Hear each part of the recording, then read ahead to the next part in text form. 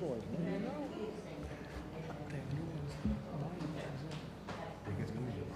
Good evening and welcome to the Monday, August 4th, 2025 Board of Select Persons meeting. We'll be starting this meeting with a public hearing held for Auxiliary Brewing Company for a liquor license. Is there any public comment on that application?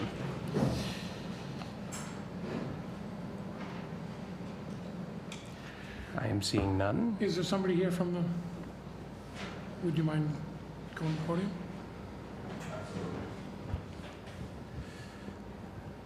Is that good?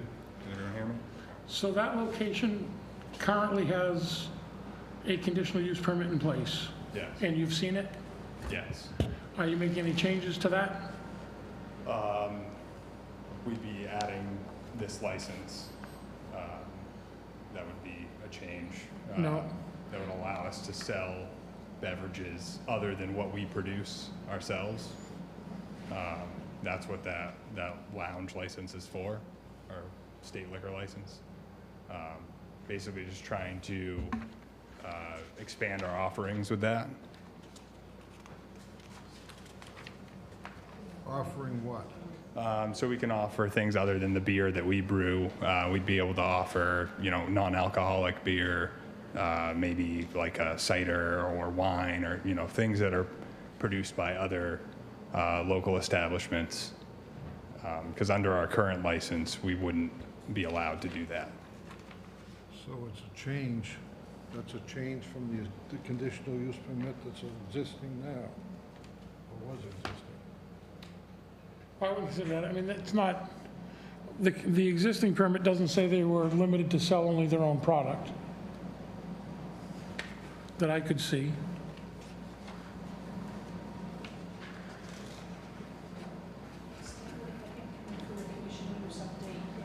If there's going to be any changes.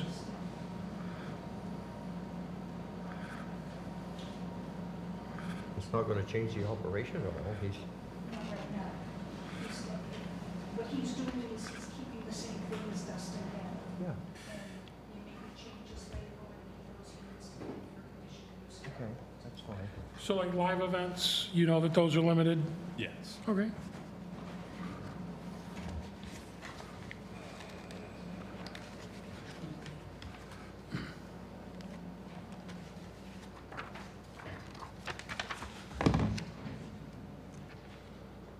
So you have to get an additional license in what's existing now for, or what was existing for Nice Brewing?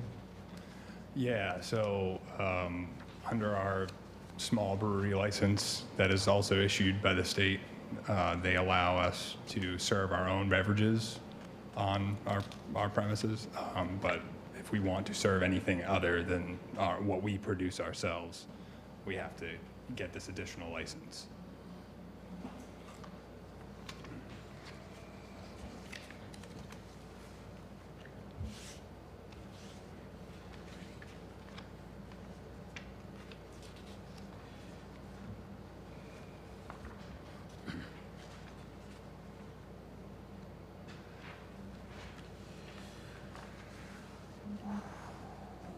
So what are your hours going to be to sell, what is your plan to sell retail for hours?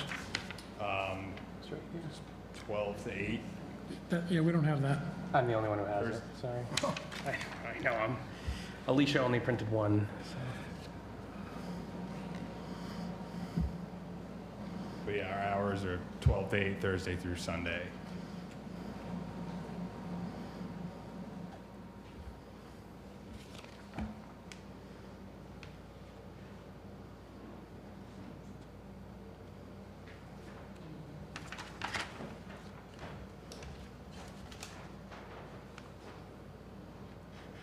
You gotta forgive me, I haven't read this before, so.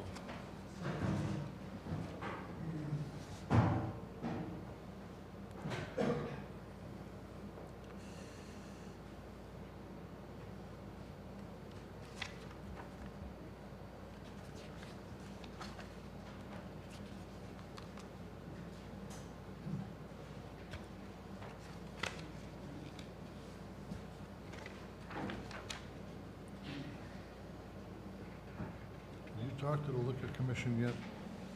Yes. And is there an application pending with them? Yeah, we've already submitted everything.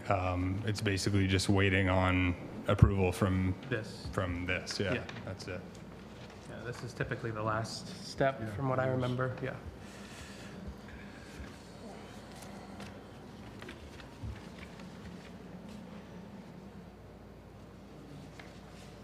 Is there any further questions? Well, I'm all for you opening up. I don't want to put any monkey wrench in your work, but I want to make sure we get it right.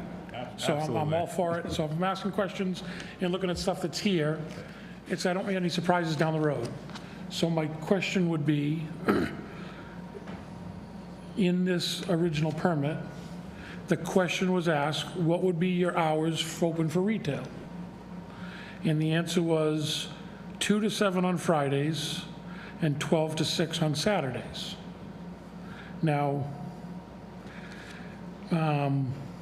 that was the answer to the question, but it also said that somewhere further in here, if hours were going to be limited, it would have to be noted. And I don't see anywhere where his hours were limited. The last page of this one? But that was an amendment, and that came later on for his, that had to do with the live functions, right?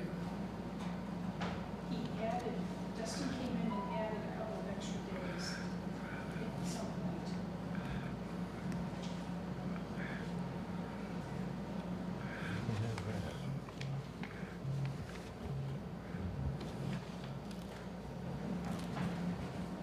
Yep. So this did have, I thought this had to do with the dates that he could have live events. But this says that Aaron motion, Sarah second. Condition number 2 will be met based upon the information provided by the applicant that the hours will be Thursday through Sunday, 12 to 8, which meets your criteria, with the possibility of Monday, Tuesday, or Wednesday if there is a major holiday before. Okay, and they give an example, the Wednesday before Thanksgiving. And there may be up to 6 total music events. Okay? So I think you're all good. I think with that amendment that's on the back,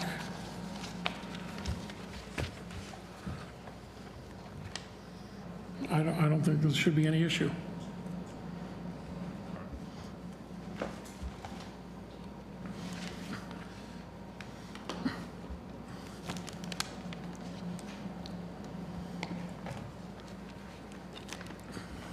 Is there any other comments, questions from either the board or the public? Is there any? So if I'm correct, it's going to stay exactly how Dustin had it in the first place. Only limited to your 6 events. And the only difference you're doing is adding liquor or wine. As far as everything else, it's same days, same hours. Correct, yeah. Just wanted to make sure.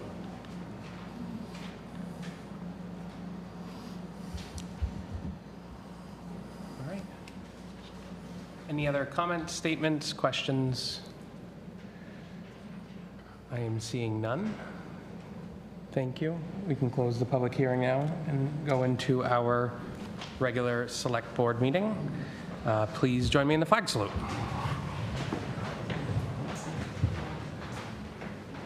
I pledge allegiance to the flag of the United States of America and to the republic for which it stands, one nation, under God, indivisible, with liberty and justice for all.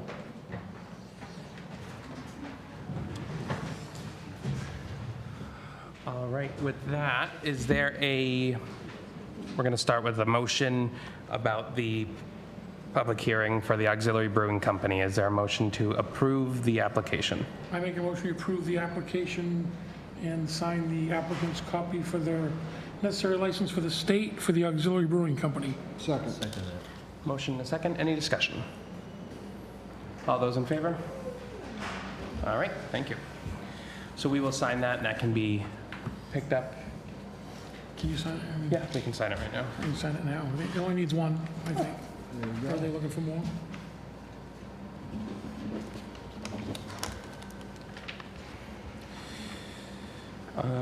All right, would, no, 25. We all do need to sign it. We will have minutes to approve next meeting. We do not have warrants as of yet. We just haven't had a chance to review them prior to our meeting. Would somebody read the announcements, please? The planning board will meet Wednesday, August 6th at 7 p.m. The next semi-quincentennial meeting for the town's 250th anniversary will be Thursday, August 7th at 6 p.m. at the fire station. The tax collector and town clerk will be closed on Fridays until September 26th. Sorry for any inconvenience. The budget committee will meet Monday, August 11th at 6 p.m. for recommendations on the special town meeting warrant. The town of Limerick will hold a public hearing Monday, August 18th at 6 p.m. at the municipal building to discuss acceptance of a public infrastructure CDBG grant for replacement of the water and sewer lines, services and manholes on Emery Corner Road and water line on Watson Hill Road. The select board is meeting every other week. The next select board meeting will be Monday, August 18th at 7 p.m. The planning board has received a conditional use renewal application from Novel Energy Solutions at 549 Doles Ridge Road, Community Solar Garden Array on map 43, lot 6 and 6A, Limerick, Maine. There will be a site walk Wednesday, August 20th at 6 p.m. and a public hearing to follow at 7 o'clock at the municipal building. The municipal building will be closed Monday, September 1st for Labor Day. The select board will hold a special town meeting on Tuesday, September 2nd at 7 p.m. at the fire station, 23 School Street. As part of the hearing of citizens policy, no personal attacks on any individual or firm, including town employees, town officials, or members of the public will be tolerated during any meetings. Please direct concerns about individual employees or town officials to the chairman of the Board of Select Persons outside the public meeting. Please stay current with town information by visiting www.limerickme.org. Perfect, thank you. Next, we'll move on to department reports. I have Lisa LePage and Anne Marie Carroll for the town celebration.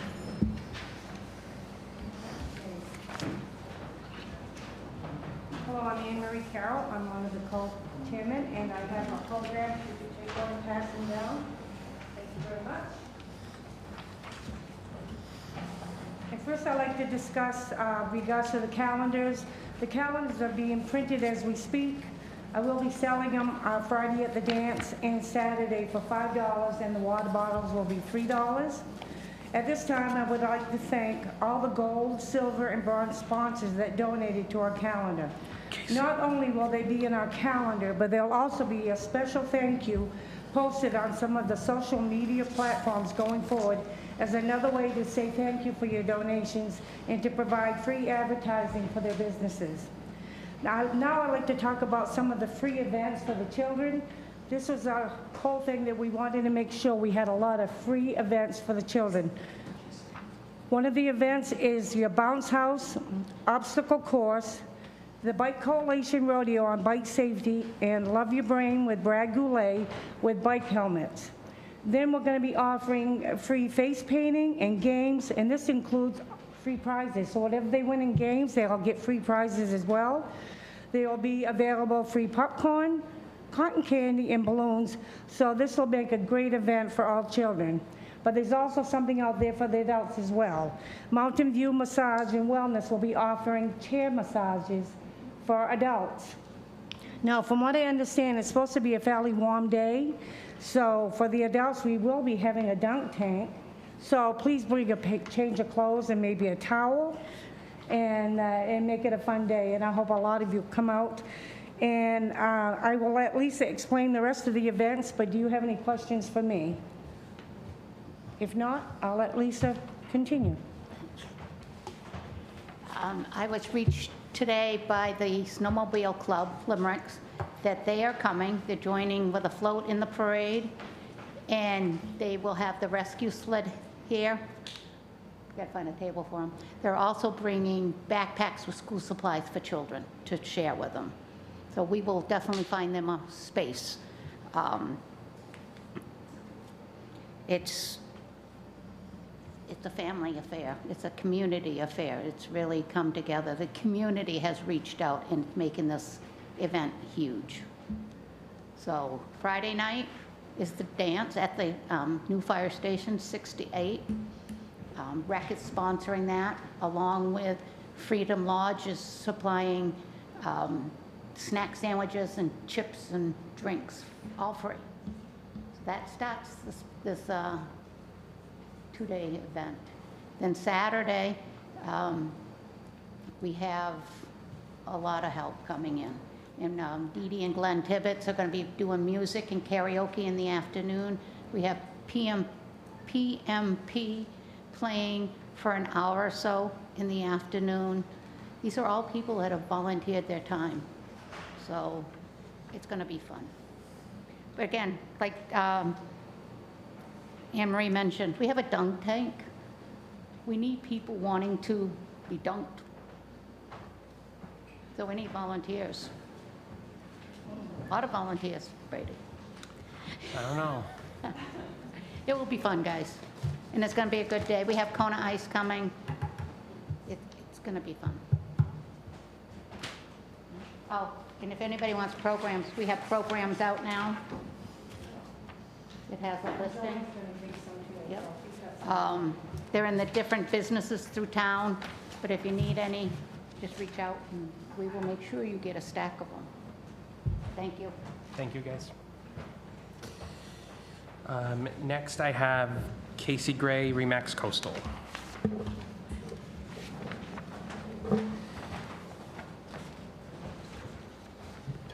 Thank you for having me. I have updates and offers for 140 Parsons Field Road.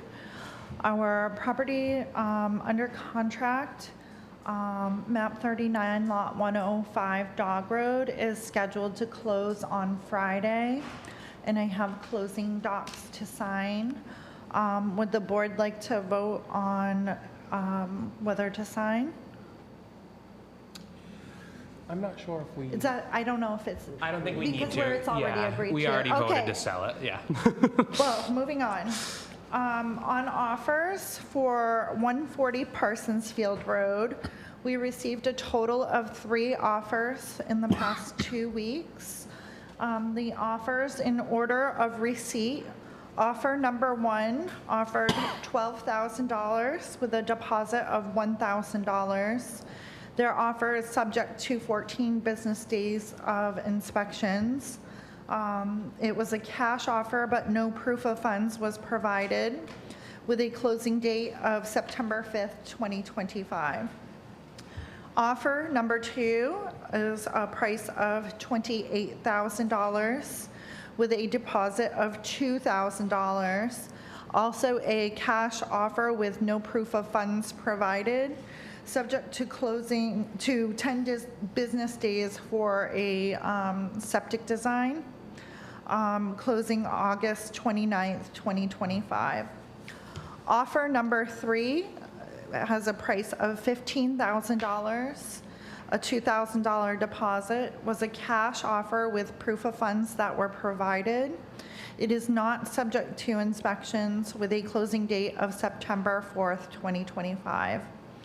I would recommend to accept offer number 2, but I would, on a separate note, I would consider offer number 3 as a backup offer, because this property has come back on the market from a septic inspection before. Would the board like to vote on whether to accept offer number 2? Could you you read that offer again? All three? Offer 3, or which one would you like? Number 2, Stipulations on it was 10 business days for a septic design. it. Okay. That was the only change. That was Only their, stipulation, that was right. their contingency, yeah. Otherwise, it was a cash offer with no other contingencies. I make a motion, we accept offer 2 with the contingency that they provide proof of funds within 48 hours. And that if after 10 days they back out due to a bad septic design, then we move on and accept offer number 3 As a backup offer? as a backup offer and enter into a contract agreement with them. Okay. Do you want to vote on those separately or together?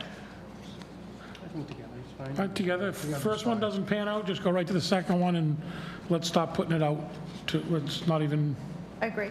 yeah, be done with it. It's already failed the septic test once, hasn't it? Well, maybe they'll try a different spot. I mean, they could, it's Yeah, big enough that they I could feel like try. the first buyer, like I only got like bits and pieces of the information because their inspections are confidential to them. But the first buyer was on a very tight budget and they were not able to put the septic system exactly where they thought they wanted it.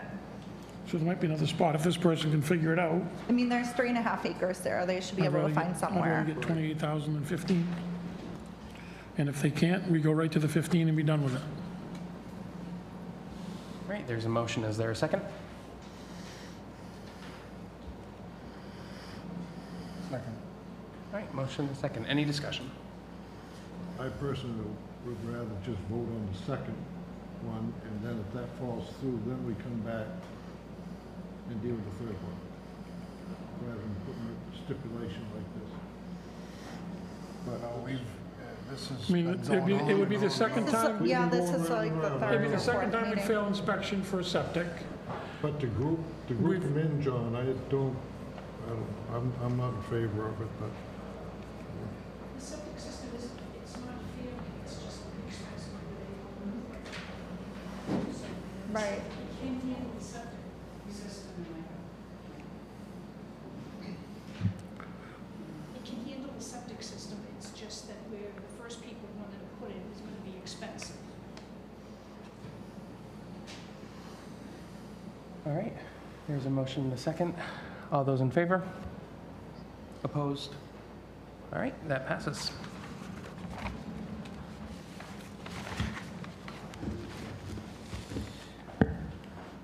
All right, and then next on department reports, I have Stephanie Bishop.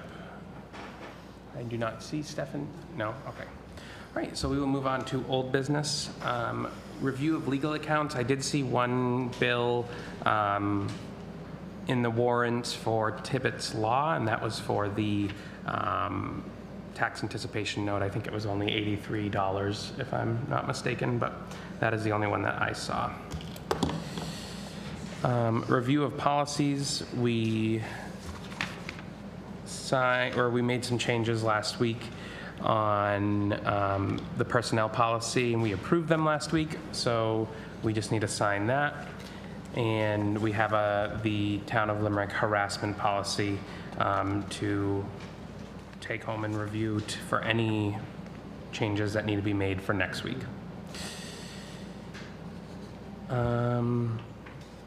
Municipal parking lot paving update. We need to sign the contract with Sebago Tech. I have the contract to sign, but we all have one to review. Just a note on that, Brady, they've gone up. I saw an email about They've that. gone up $1,700 because they're doing 2 proposals, and they're gonna come out to an extra meeting, and that's not out of the ordinary at all. Randy, those 2 proposals were front, number 1, and out back. Yes, the way I That's what I understand thought. it. That's the way I understand it. It's not out of the ordinary for things to change like that. It's still well within budget. What did we vote to approve for this piece? I don't remember. We voted to approve. We voted to accept them, from what I can But we remember. approved a certain amount for a conceptual plan. And without the minutes, we don't know if it's, this amount has been, I think we're gonna have to approve this increase in price. We approved hiring. Yeah, We approved what? We We approved, approved we hiring. approved hiring them, and we approved the amount for the conceptual for the plan. conceptual plan, and this is, we have changed what they wanted, and they came back with this, so we have to approve this amount. We changed what we wanted, or they changed what they wanted to do? We hired them, and then we talked to them about doing possible two things, one out front and one out back. So somebody talked to them since the meeting we were here? No, we talked to them that night when they left. When we had the session with each one Person. individual, we talked to them. So they, you know, we said we'd like two proposals. There wasn't two proposals in the other one. Well, we had mentioned that we needed to know if it was feasible, what was feasible. Yeah. And now that both can possibly be done, we don't know how much, how many parking spaces, or what's gonna be involved. And I don't have a problem paying them for what they proposed. But the thing that, that does get me on that is, it's an estimate, and they're working by the hour. On the proposal, it says estimate. I think that, the Budget amount- budget conceptual amount. thing is that's a fixed price. Yeah, conceptual site planning, 4,500, expenses, estimated expenses, 250. It says not to exceed.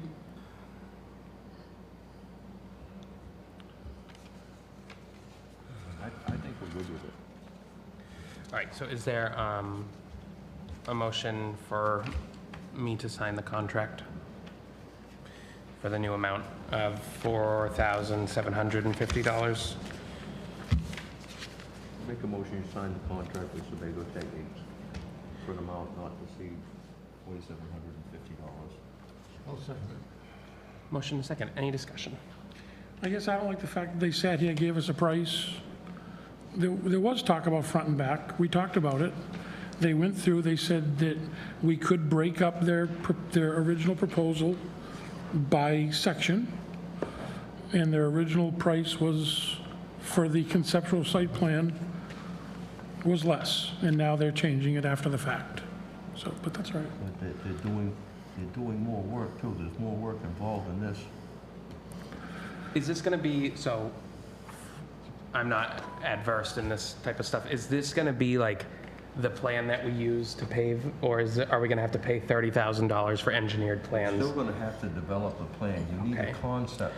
This is gonna be I just don't, it leaves a sour taste in my mouth that, I agree that it's more work, but you gave a price to do it, and I think that for a conceptual plan, and then we have to pay for an engineered plan for a rectangle on a piece of paper And they saying said pave that. I this mean, area. They said that what they were gonna draw would be something that we could present to people and people could see, and that. And that being said, think we all I wasn't at the understood that. meeting, so I Yeah, can't. And they said that, and we all understood that that would be something showing the changes out front and be minimal with some changes out back.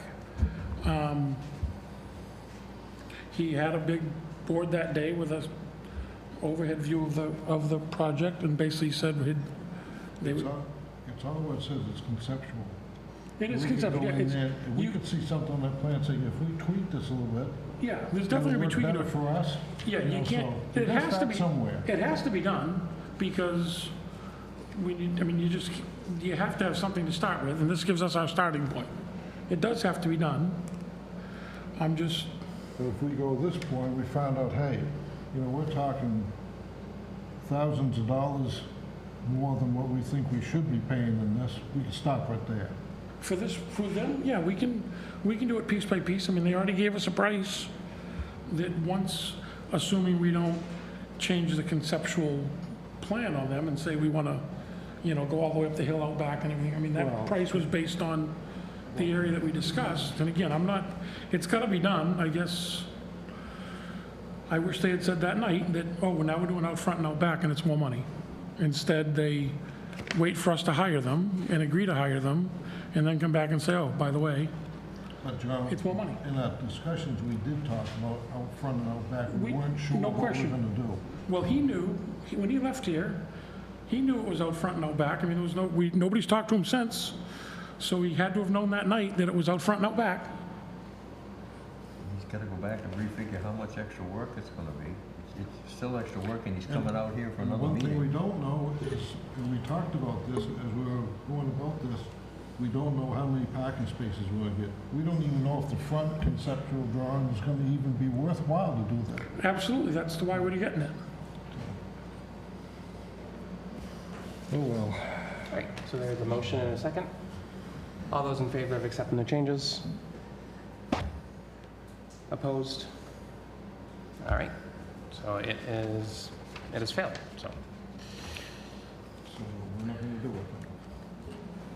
The motion did not pass, so we will not be signing this contract with the changed price, correct? Can we look back? Well, I'm not sure. Can we look back and find out what we did approve? Yeah, I think that'll be in the minutes that we get next week. I mean, we approved them already last week. We did get For an a certain email amount. on why they went up, and I Yeah. understand that. I don't know, I voted no on the thing to begin I don't with, know, so. I recall, I think it was 3,500 was my guess. I don't have it with me, but, I mean, I would say, can you not do this for the 3,500 that you wrote in the beginning? I mean, see where they end up. All right. Want me to call him tomorrow? Yeah, anybody can, I mean, yeah, let's figure out, I guess, to me, a better explanation than they went back and refigured after they knew what they were doing with the night they left here would maybe make me change my mind if there was something concrete. But they left here saying they knew it was front and back. They gave us a list of amounts. This is the price. This was the price. And then we called them and said, thank you, we're going to go with you for this piece first. And then we get a, Email saying they're going up. it just puts a tough way to start right from the beginning. All right. Is there any update on the overlook, John? There is, they're proposing instead of the cellular camera, which has monthly costs, a camera that will run 24/7 on a SIM card, but has Bluetooth. So if there's an instance up there, someone can go up with their phone and connect to the camera and play back the last 24. So it will be a constant filming. It's just there's no monthly fees with it. And to use it, someone can connect. And if somebody tipped over the sign or whatever, Yeah. we can go back and see it. I'll have to look. Is the monthly fees that we have for the phones itself or the service? I thought we got the service for free. I don't know. The monthly fee is for it's like a SIM card for a phone. Yeah. So but- it's okay. the monthly fee would be with our cellular carrier, Yes. okay? We should know by next week if they're willing to just put that camera in and walk away, and we wash our hands of the camera system up there and have one that we can work with. Okay. So, or if there's gonna be any cost at all to us. All right. And if not, then we can try what we We did. can go- Yeah. Yep.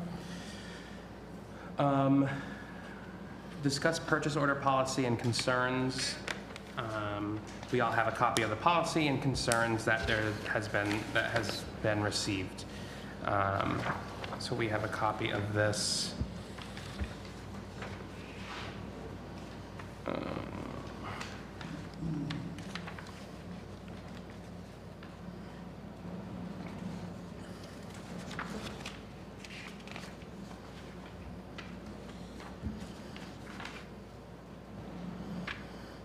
Howard, have you had a chance to review these yet? I just Yeah, have- I have. Okay, do you have anything to say on them? Actually, the cart got put before the horse on this.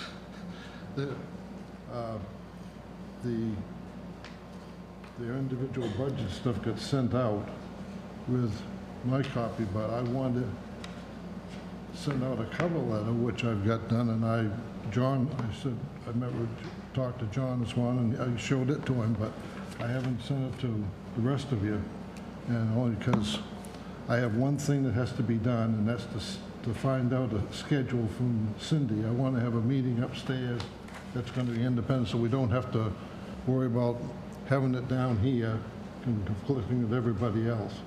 But it's nothing more than addressing the comments made on the web. But basically, they all have the purchase order procedure. It's just a case of I have to get the board's approval. Are they all happy with it, or we got to make changes? So, still wait on this? I mean, We can wait. The only thing is, I've got to get, like I said, that meeting, and I'd like to do it next week. okay. I just don't think that we should put something into effect without hearing from the department head, so I think that meeting would be good. That's fine. So, I don't want to drag it along. I had spoken, Howard, after you and I spoke this morning, I had another conversation with the auditor, and we talked,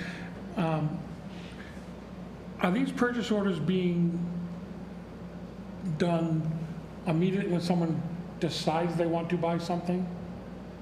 Or after the bill comes in? No, before. Before? Okay. The one problem I see, the present purchase orders that we've got now, they are individually numbered, so they don't have to be issued a number, but they don't have enough information, space enough on them to get any information, so we know what what they're ordering. We don't know what it's for. So we can make a decision whether or not we're going to approve something. If it's going to cost $25,000 or something, if they just put, well, I need it, well, that's not a good enough explanation. So,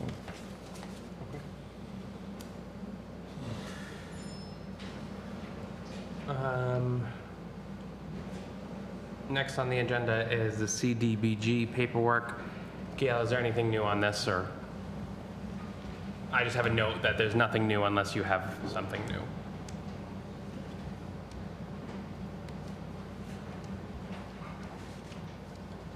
It's August 18th at 6 o'clock. We're having a public hearing for the Deep Vale project. We have to have that because the project changed from the original one. Originally, it had part of Central Avenue in it, but without the CDS funds that the president removed from the budget, we can't do Central Avenue. So we have to have another hearing for Deep Vale.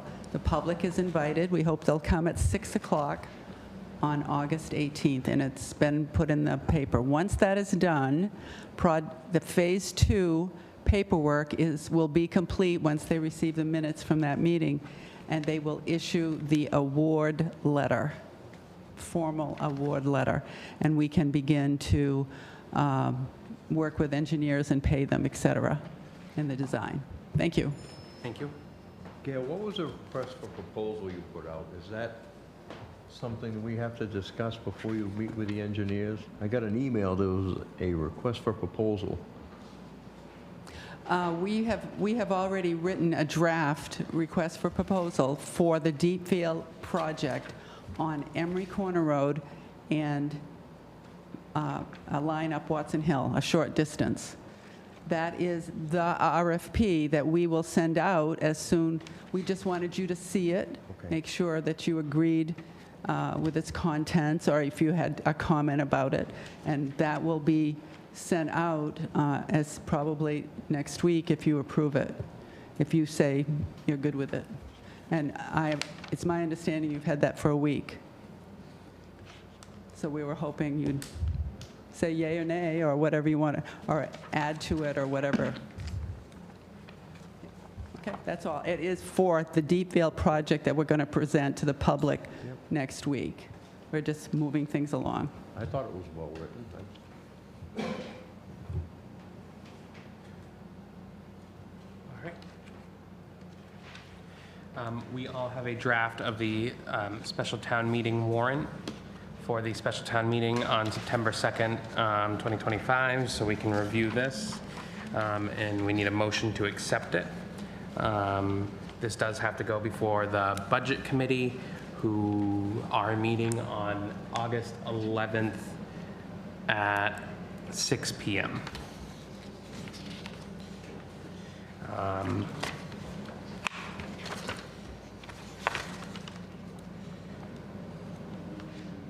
got a quick question on the moratorium part, or have you got something? Yep.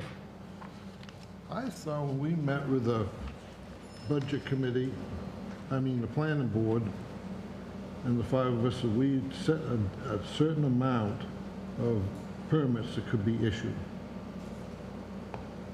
We talked about 6, and then there was 10. No. Subdivision. That was for house- subdivision. Number of lots in a subdivision. Okay. So I'll just read the articles. Article 1, to choose a moderator by written ballot to preside at said meeting. Article 2, shall the town transfer $12,500 from the Bricktown Hall Building and Grounds Maintenance Account, lists the account number, to the Municipal Building Grounds Maintenance Account, it lists the account number, for removal of dangerous trees at the municipal building. Article 3, shall the town vote to transfer the remaining balance of the special reserve account R25-2-2 for the town semi-quincentennial celebration to account G3642-00, special reserve account for the restoration of the antique fire truck. And Article 4, shall a town enact a subdivision moratorium ordinance to be known as a moratorium ordinance. A copy of the moratorium ordinance is available with the town clerk. So we just need to vote to accept this. So I look for a motion to accept the warrant as written. So moved. Second. Motion to second. Any discussion? All those in favor? All right. So we will get that. November ballot items, we need to set a public hearing. So far, what we have is a disbursement ordinance, TV filming ordinance, earned paid leave ordinance, transfer of funds for the auditor, a dog ordinance, and I have a note here that the rest of these, we'll have the rest of these on 8/18 to discuss. Please set a public hearing after September 2nd and before October 4th. So in between, yes.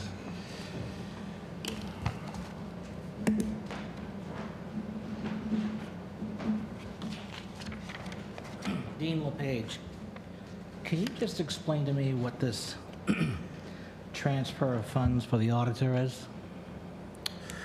That is money for auditing expenses that has been overexpended for this year, the 2024 report. By how much? I am not sure off the top of my head. I do know that it is a hefty amount that has been overexpended from that line item. I want to say 15,000, over 15,000. It is it's, because this is going to happen in November,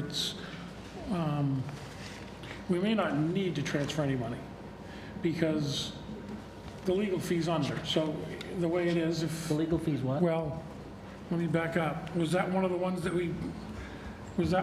we had separated? When we separated out the administrative article and voted on them all separately, was the auditor and the attorney separate lines?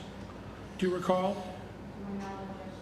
Okay, well, then we will definitely, and we're definitely over, and we will need to do it. If they're not still under the same warrant article.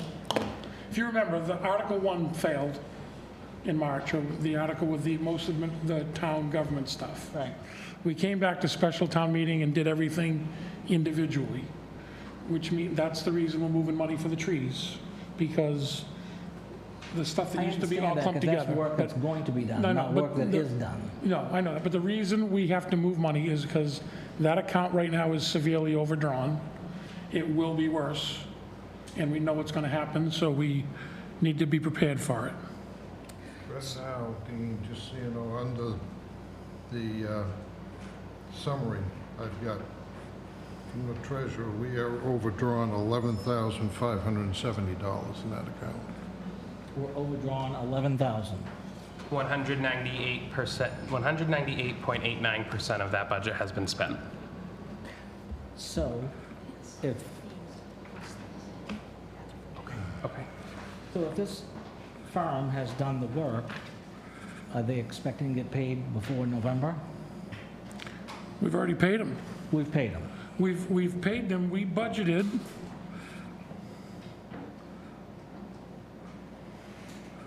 $11,700.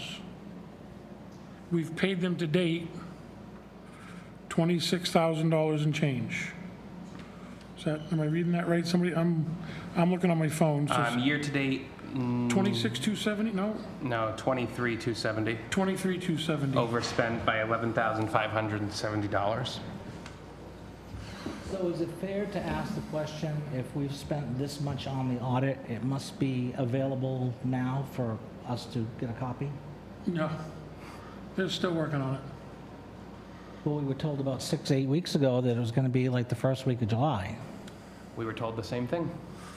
Okay. Is there I was told 2 weeks ago from the person that is physically doing this audit. I asked, when is it gonna be done? She said, I cannot tell you. So I we've could gone, not get a date. so we've gone from the first week of July to we don't know, and we've spent an extra $11,000. No, we Is spent it- more than that because we got a $3,000 kick-in. We got $3,000 from the Water and Sewer District to help offset it. Right. So you gotta have another 3,000 that was given to us.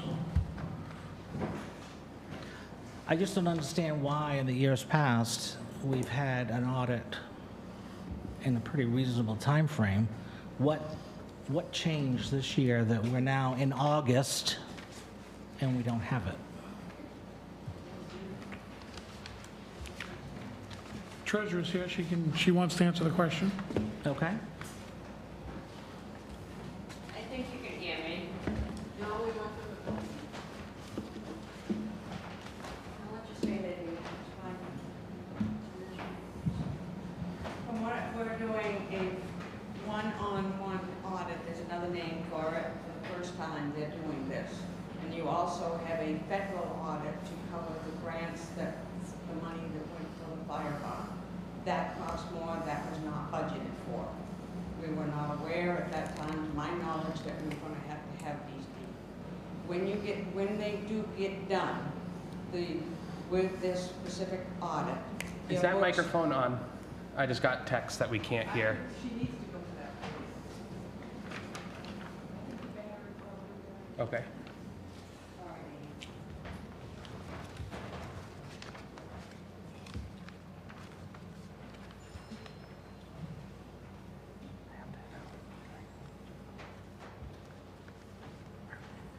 At least I get my exercise. Okay, the audit that you're doing with RH&R Smith, we have an audit that is a federal audit that they are doing to cover the money. This is not something that we did not know we was going to have, Dean, and during the budget season. This was given to us in a meeting with the auditors. And also, the type of audit is a one-book audit. It's a more thorough audit. It's not basically just an overdraft overlook like they have done. One, it's called what? One book? No, one. Single source. Thank you, single source. I wasn't expecting. The single source audit, I believe, as I understand it, is for one is for they have to do 2 of them. One is for the fire station grant, because we got money from the federal government, and one is from the water, because we got money from the fire grant. So those are 2 what they call single source audits, because they're only auditing the money from that one project and the money that came in. Therefore, the name's single source, it's for the one item. We're doing one for the fire station building and one for the water department. So those are being done. And we have not done those before because we've never got almost $3 million from the federal government. So that is taking some time. That's what I know about the single source. You can continue on. With the base audit, as you have been told at other meetings, they were talking about balancing everything because the cover audit was done, but it's not a detailed audit. They are doing it detailed so that everything should be balanced. If I'm right, you spoke to Karen more than I have. When it is done, you will have your balanced books, and they will not be referring to it that there was trouble like there was in 2021, that it goes back to then anymore, because your books will be balanced in theory, is what I have been told, and Karen has been doing extremely detailed work on it and getting everything squared away, and it's not just current years, but it's prior years, getting them coded to where it belongs properly, Dean, and that just takes time when you got one individual doing it by themselves. And that's who Ron has. Karen is his number 2 lady, and she's doing it. So we should invite, we need to invite somebody from the auditor to a public meeting to answer your question, because I would have a significantly different answer. The information I was given, and I spoke to the auditor today, is they're doing the 2 single source audits. They are doing an audit of 2024. They're not going back to 2021. They're not going back to 2022. They're not going back to 2023. They're doing the audit of 2024. And she told me the reason it's taking so long is because she has had to, up until now, to get her audit numbers right. And I'm not talking individual journal entries. She's had to make over 70 corrections to the information she was given. And she said, her last words to me today, because I said, there is some information we need very quickly, like we have to have some numbers soon. And she said, I hope to have those numbers to you by the end of the week.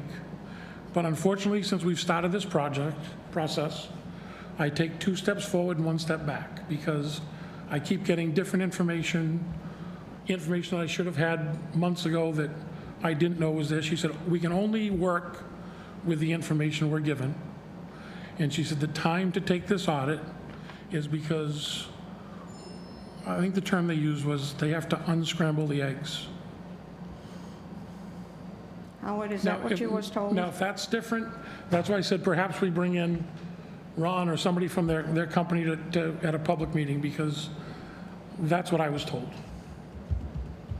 You've had conversations with them? Said that when I had a conversation with her, this was, Last 2 week. weeks ago on Friday. Last week. No, it was a week before that. Oh, okay, sorry. She said that they were, I originally called up to find out if there was any problems with getting information from us to her and what she needed. And she said that we were working with her when she had no problems with it. So that's all I can tell you. But she also, but she wouldn't give me a date when they're gonna be finished up. She says, I think this is gonna be soon. Well, I don't know what soon is.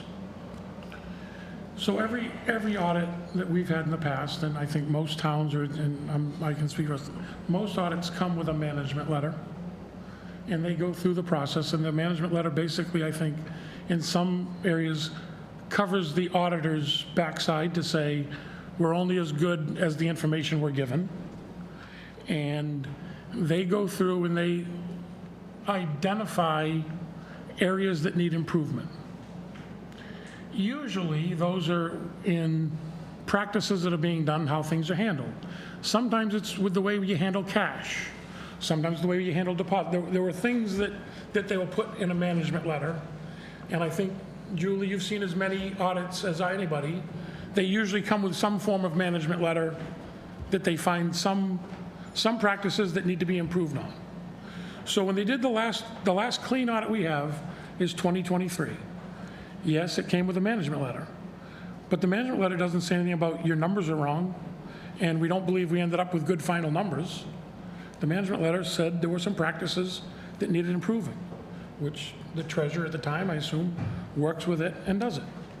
I was told today that the management letter that's going to come with the 2024 audit will be one of the strongest ones that they've ever written for practices that were done improperly. But none of us have seen it yet. So until we see it, we don't know. Well, I wouldn't mind if you wanted to invite him here. We don't spend another $1,000 to have him come in here and...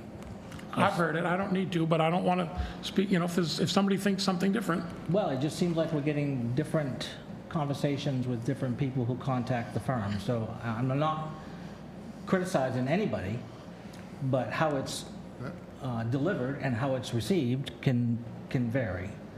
So, so we have not got a management letter. Well, it will come with the audit. It'll come with the audit. And she So said, anybody that is questioning how long this has taken, or the activities that have gone on in the treasurer's office for 2024, she said all they'll need to do is read the management letter, and it should be very clear to them. But we won't get that until we get the audit. And the audit? Oh, yeah. The letter, yeah, the management letter comes, it's in the binder. Unfortunately... Also on the web. What is? The management letter is confidential? Yes. Yes.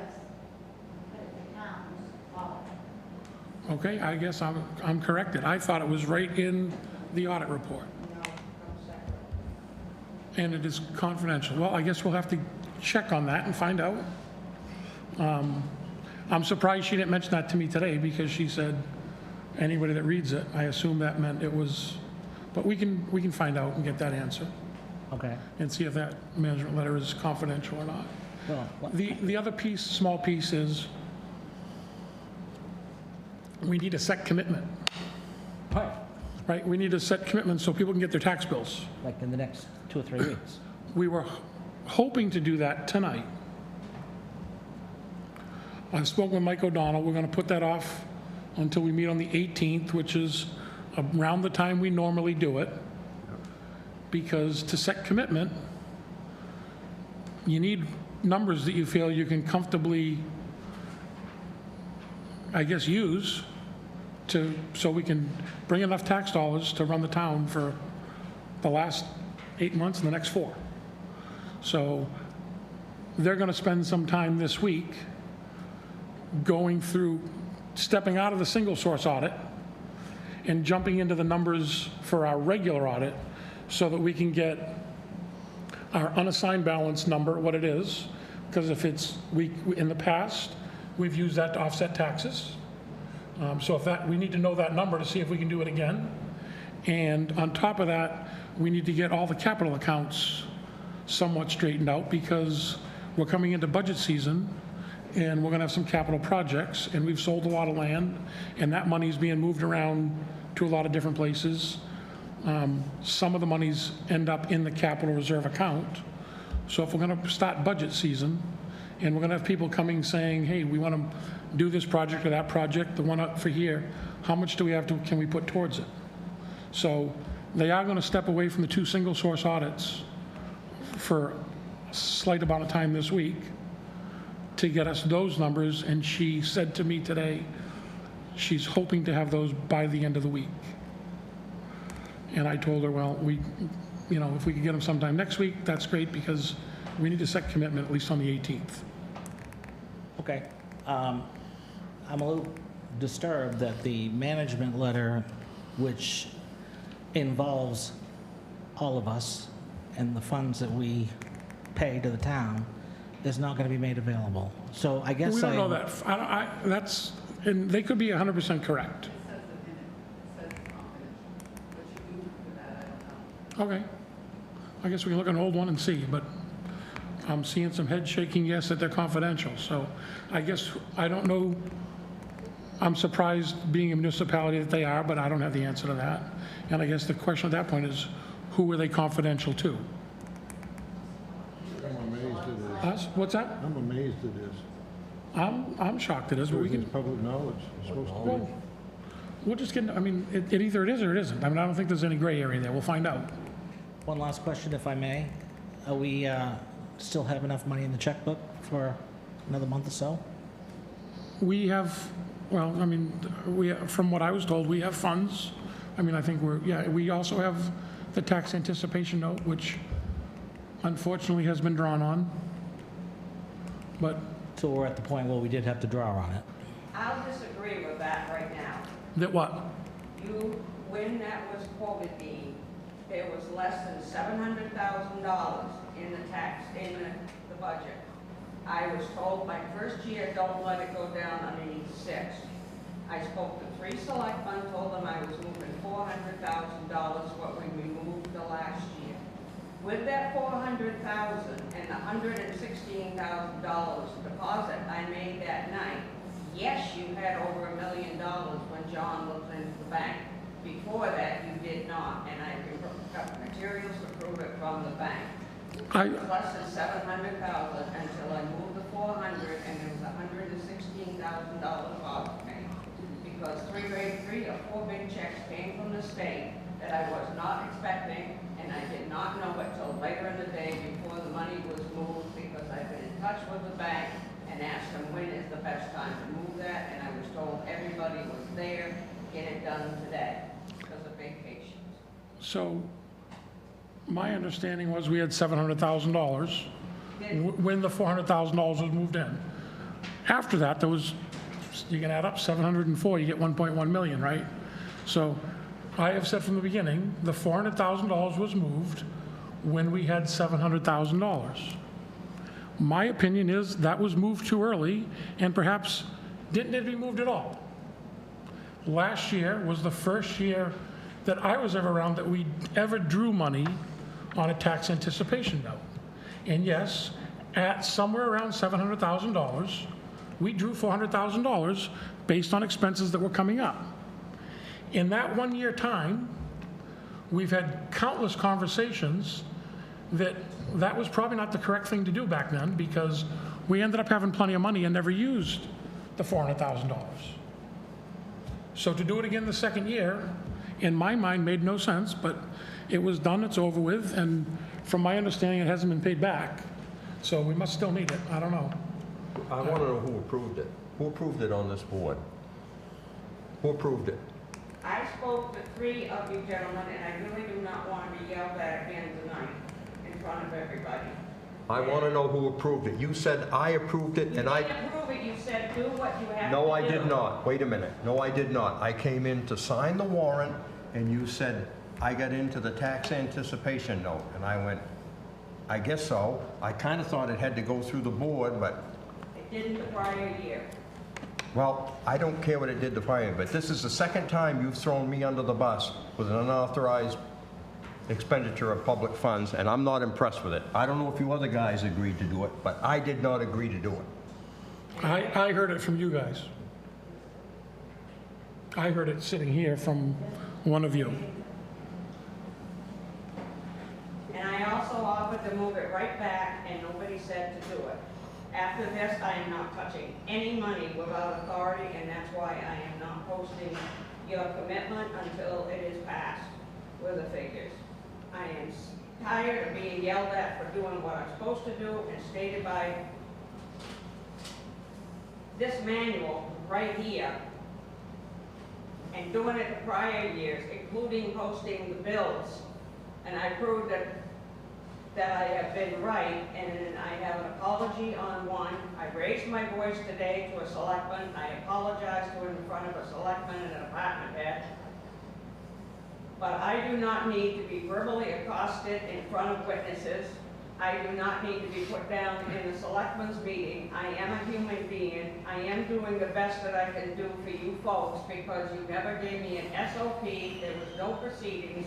Today I was told I should have brought somebody in that I had never met in my life. My name was on as your treasurer, and if I had done something wrong, that's my home, that's my life, that's me going to jail, and I don't like that. My dad told me to always tell the truth and remember it, and I'm speaking loud so that everybody can hear me. And I'm sorry if I did something wrong, but I did what we did last year, and I offered to move it back, and nobody has given me the authority to move it back. I'm sorry, and I'll take apologies, but whatever. I'm doing the best that I can. I worked at home when I got sick because of the situation, and I continue to do it if it's needed.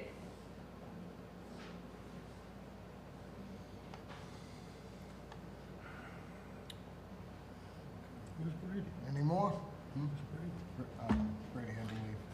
Not that it, I hate to use Google as our informational source, but what I did find was in Maine, audit management letters for municipalities are generally considered public records, subject to the provision of the Maine Freedom of Access Act. The FOA promotes open government and ensures public access to the records and proceedings of governmental entities, including municipalities. So that's just quick online, but I think we need to get, we shouldn't use Google to be our, we shouldn't operate by it, but it is there.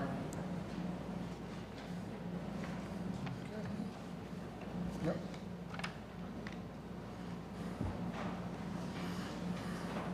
So that would be a good question for the auditor. Why does it say confidential? It says confidential, doesn't it, Howard? That What?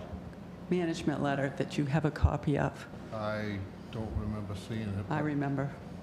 Okay.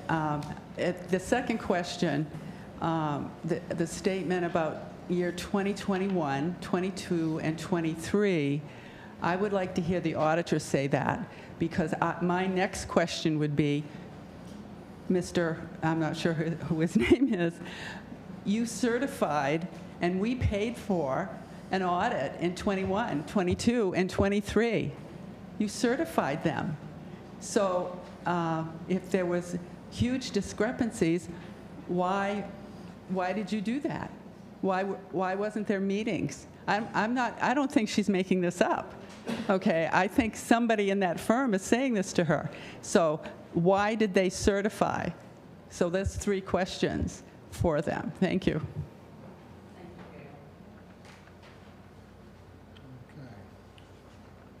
All right, moving on here.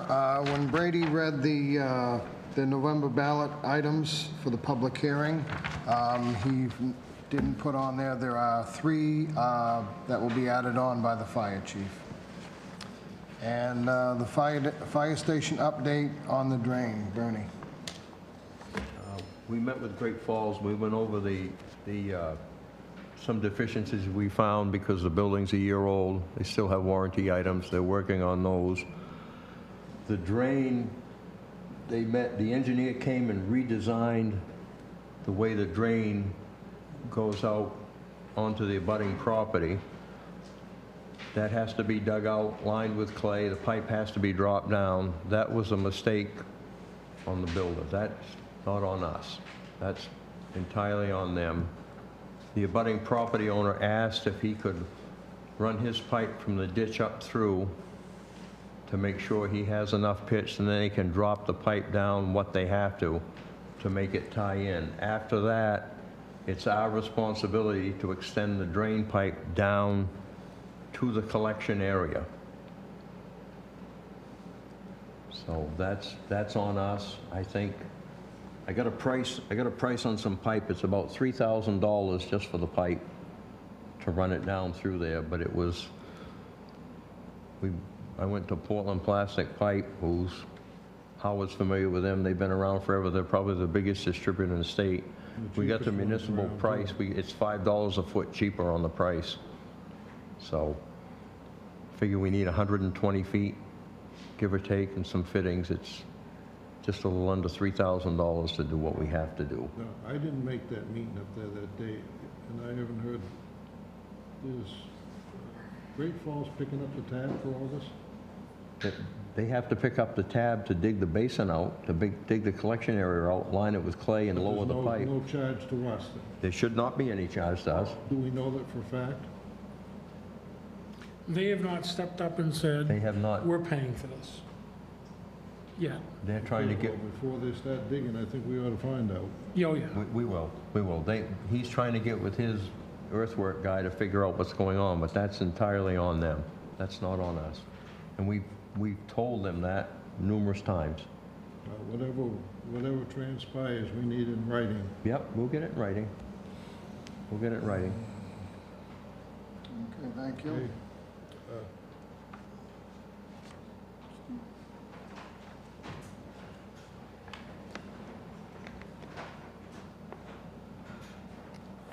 McLean, on that drain stuff there, who inspected the building and accepted it as a completed building?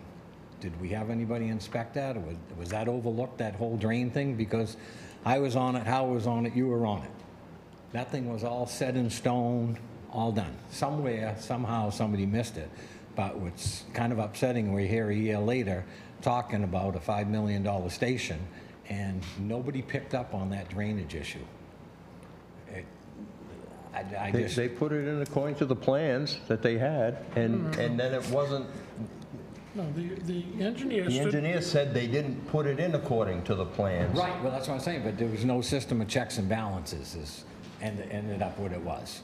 Because we didn't know about it till basically last winter when we had a freeze, and then the water was all bubbling, running around, all right? So it was missed. The water was running down the ditch. I think if the pipe had been run down there, it would have run into the ditch the way it was. The way it was supposed to be, but I'm saying, it was all that engineered, all that, but nobody checked in to make sure what they were doing, they had done the right way. So hopefully we don't have to foot any money for this. We shouldn't have to put any money into the catch basin or the collection area down there. Right. And them lowering the pipe. That's not on us. That is not on I us. thought the pipe was already included. The Great Falls had bought. The pipe was included to run, given to the landowner to Out run to the down there. yeah. He wanted to put it in. He didn't Yes. want anybody on his land, and he wanted to put it in. But we've already bought that. Yeah, the pipe, he has the pipe in his field. He's Okay. just waiting to put it in. Yeah. Yep. The only thing we have to extend is where the culvert comes out. Yep.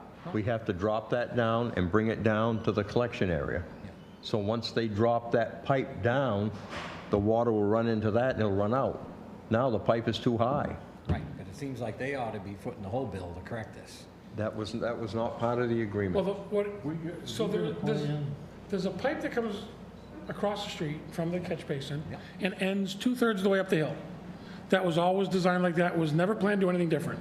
We put that in when they said the culvert was collapsed, and we changed it and extended it. We did that. So going from that point down to this new collection system is on us. That's our responsibility to do. But they need to fix the collection area because the engineer that designed it stood right there. Rick, you might have been there, Bernie was there, but the engineer was right there and said, this isn't what I designed. That's right. So We're all on the committee, John. You're not preaching to me. No, but I'm just I know, saying, but yes. it just should never have gotten missed. It's a major flaw, okay? And Well, I guess we all then on the committee we- knew that pipe, when Ricky fixed it going across, we knew that was going, and we all knew it was supposed to go in there, but it just never got in there. No. Extending the pipe is just to help the process. That's not the big problem. That pipe The was supposed problem to is- tie into there. Yes. The problem is, they didn't create a collection area. Right. They created like a filtration system. Right. So I guess unless we had perhaps the guy who designed it coming up all through the process while the building was being built and the infrastructure was being put in, he may have caught it. I don't see where anybody, layperson, or even, Great Falls, they hired an excavation contractor to do the job. Great Falls does it every day of the week. Right. They didn't look at the plan and say, hey, that's not what's supposed to be happening. So it skipped everybody. Yeah.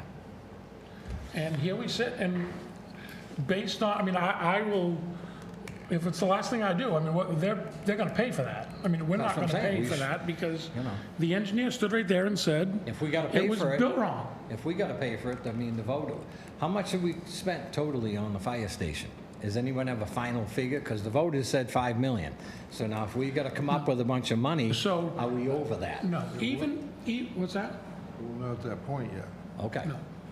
We're not going to pay for this project. We'll sue them before, I would advocate for suing them before we pay for it.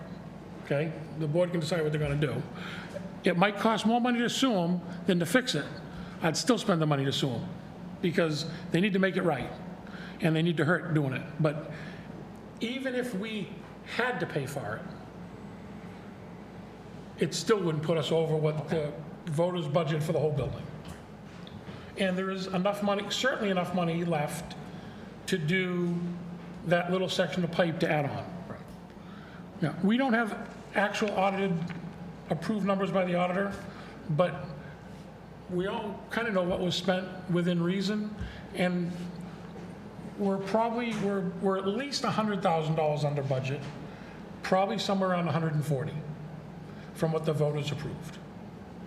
I think everybody's put their heads together that have seen the bills and looked at what's been reported. Once those numbers get put where they belong and move to the right lines, we're going to be somewhere between $100,000 and $140,000 under what the voters approved. And remember A year that, later, that'd be nice for the voters to know, hey, this is a completed project, yeah, this is what we and we'll spent. have that once. That's one of the things, Yeah. the projects that we're asking them to work on and finish. You know, and everybody keeps talking 5 million, 5 million. We didn't spend $5 million in the fire station, okay? And our current loan balance, we've got that whole building, and we owe $1.8 million. So if it was a $5 million building, we got some great equity as a town, but it wasn't $5 million, so. Steve, that's not uncommon for a project like this to have glitches come up at the end. Oh, I understand. but It's not uncommon at all, so. But before we were fully in there, whether it was our code guy or whether, because I know we had talked in the beginning of hiring a company to oversee the whole project, which we didn't do because it was $85,000, that's fine. But what I'm saying is that, evidently four different connections missed. Yeah, and it's just a matter of what they put in on the bottom of that. Right. As opposed to building that bowl out of clay. Yep. They built it out of gravel and sand and rock, and then. Well, it caved in and then at one covered point in it- time, they wanted another, Well, that was on the other side, but Yeah. then they covered it with big rock, and I don't think anybody knew what material they put underneath it. Well, And there it you go. should have been clay, yeah. and it wasn't. And that's, so their plan now is to take all the big rock out, set it aside, lower that pipe between 12 and 18 inches. At the pipe level, they're gonna dig down 18 inches, so there's a kind of a basin to catch solid debris. So all the water will come into that clayed area, and it will stay on top, because right now, it's all filtering underneath Right. and just releasing right onto the edge of the field. Now, everything will come into that catch, into that pipe, and then the abutter can take the water as they agreed. They can take it anywhere they want from that point, that's up to them. But we're gonna make sure that our agreement was, all the water that came off that site ended up at the end of that pipe. Yes. And that's what we're it was- gonna be. That's what it was And supposed they to can, do. and that's what we agreed to do. We're gonna honor our agreement, and we're gonna get it there. One thing you mentioned one thing though that bothers me, is when this is all being built, Great Falls had a superintendent on the job that should have been watching that. Somebody dropped the ball. So, that's all I can think of. Oh, I don't disagree. I mean, he was overseeing the whole job. I mean, I don't know, it's, someone read the plan wrong, or tried to skimp, or one of the two, and either way, they're gonna. Corrected plan, what they're gonna do? Yes. Yeah, the engineer came out, Okay, And he have we didn't- got it, have we got a copy of it? Yes, there were 6 copies in there. Everybody's supposed to have a copy. They're on Yeah, Alicia's they're- desk in I there. haven't got it. Well, you were They're- told it was in there. Okay. We have a open position on the Budget Committee, and we have a volunteer that would like to fill in until March, Steve McLean.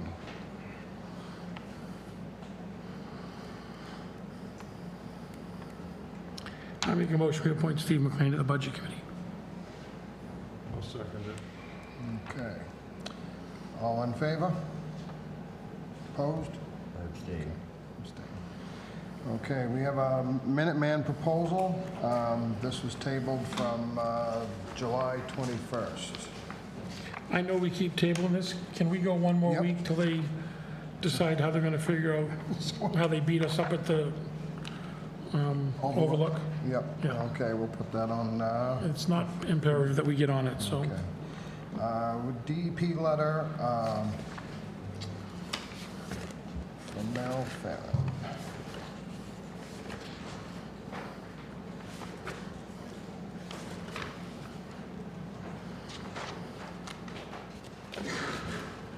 Hi, Merrill Fannin. I'm told that you all have a copy of that letter, and I'll educate the public in a moment about it. But I'm here tonight because I'm concerned that this board or the planning board or both may be overlooking some material changes permitted at CIA Salvage by the state DEP. I've met with Stan, our code enforcement officer, and specifically asked if this change that I'm going to review in just a moment was significant in regards to the conditional use permit and the business permit, and was told that he felt it was a significant change in usage, which seems logical to me. So for the public's edification first, on June 26th of 2025, the state of Maine DEP issued a permit by rule for a tire storage facility. And I don't want to bore people with legal citations in that permit that tell CIA what rules it needs to follow. I'm going to simplify it to say that for years, CIA has operated with the basis as a transfer station and its storage site for solid waste with a storage permit of up to 1,000 tires. This new permit by rule is going to allow an increase in area for tire storage to 10,000 square feet, up to 10 feet high. It is in a new location, so it's going to be away from the sand and gravel aquifer where the 1,000 tires were allowed to be stored. I believe that this square footage represents a storage capacity of between 10 and 12,000 tires. A lack of a permit review by you and/or the planning board implies that this town will be accepting this change without concern for its impact, and softens the meaning that is worded in the conditional use permit of significant change. CIA has a long history of citations by the planning board, I believe the CEO, and the DEP for tires exceeding its prior legal limit. And I have concerns about this new permit by rule of 10,000 square feet. Particularly, I'm happy, though, that it's going to be at a new site away from the sand gravel aquifer. So that's not part of my concern. My concern is that it's more than 10 times the number of tires that will be allowed to be maintained on site. And that doesn't include the tires that are usable, which is not an issue. But the concern is the processing area. And I have provided before pictures for that area of how many tires are in that area and how many don't seem to move. So we're really talking about hundreds of more tires at least in that area that is still down close to the sand gravel aquifer. Also, I have concerns if this will be a real limit. If he, in the past, has not been compliant with the tire limitations, are we going to see more?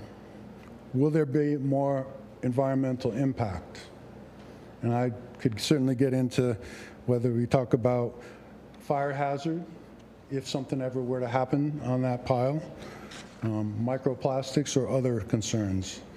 I think that this municipality has an opportunity to modify CIA's permit if they choose to. And I'm citing information I believe you have in email exchanges that I was obtained from the town's communication with the DEP. Because Stan has indicated he's shared these with you as well as the planning board. I'm going to quote something in there. This section of our rule is essentially an acknowledgement that the town is in the driver's seat on the issue, except that the town cannot allow him to store tires in a manner or number exceeding that allowed by our rule. So that means you can decide, perhaps, that a lesser number of tires will be still helpful for him not to feel that the 1,000 limitation is difficult to maintain, but not be at 10,000, which I believe carries many more concerns for us. And I also believe that it's really the process. If you are not going to listen to this, or the planning board does not listen to this in a formal process, public hearing, which is, I believe, what is required for a significant change, then why does that process exist? And will other changes in other permits in town ultimately be compared to this to say, they're not significant, this wasn't significant? I don't know how to get an answer from you folks about this.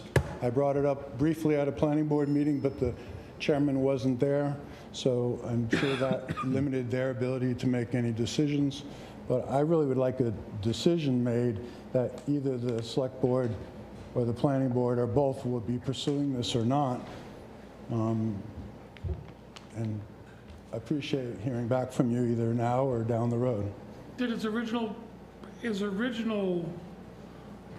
conditional use permit didn't have a number of tires, I'm assuming? Was it on there? The original is, no, because there's a standard that's Yeah, I get state that. law. So, yeah, there wasn't on there, but you're just saying that because it's gone from 1,000 to 10,000, that triggers the material change in the planning board and in the conditional use language. Certainly, it's well documented in the conditional use language that if the CEO thinks it's a significant change, then that triggers a new review. Not necessarily that you're going to say what's going to happen to it, just that it's reviewed before the 2 years when it's up for its standard renewal. And I don't know what your own permit, because you are in control of solid waste in town, and this falls under the solid waste. The tires don't. Well, I'm going to disagree with you by reading what I see on the permit by rule. The permit by rule specifically cites that CIA salvage notification by permit by rule tire storage facility submitted to the department on March 31, 2025 is complete and complies with the requirements of the solid waste management rules, transfer stations and storage sites for solid waste. And then they go into a bunch of legal statute citations I'm not going to bore people with. But it looks like that's what they're saying it's under. And you do have a waste management responsibility as a board in deciding these things. So again, I would appreciate, and I'm going to talk to the planning board as well. That's not in what we have, what you just cited? Do you have a different document? Is that in the email? Correct. Is that in the email response? The permit, this is not in that I think you have a copy of this permit by rule by what I've been told by the CEO. But it's a different piece of paper. I don't know if we have that. Can you just maybe get to somebody tomorrow a copy of that letter and ask it to be emailed to, or you can scan it and email it to the Board of Selectmen? I'd like to just read it because it gets into more detail than this, than the email. This is specifically what the granting of the permit by rule was. It doesn't do anything else. The email chain discusses the fact that the town always has the ability to be more restrictive than the state is. You can't be less restrictive than the state rule. That's where that exchange occurred. And plus other exchanges were in there about other concerns about the property. I'm not going into those. Thank you.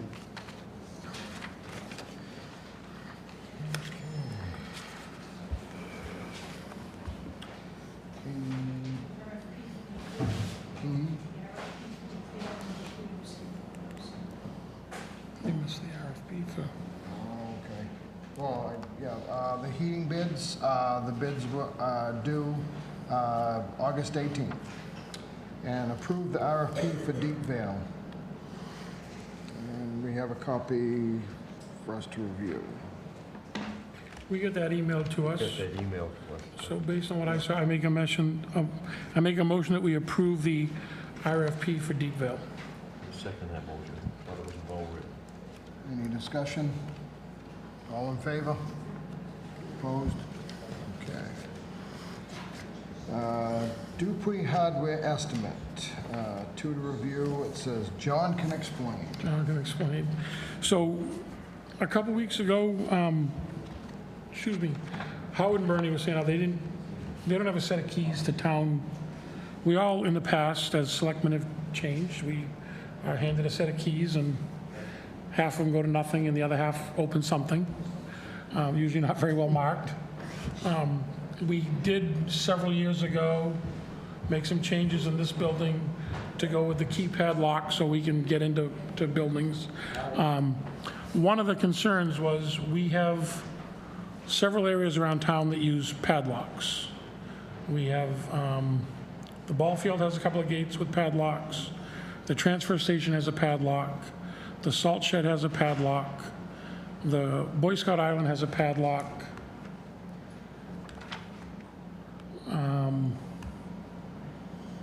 There were some others, and those all seem to have different keys, and nobody ever knows where they are or who has them.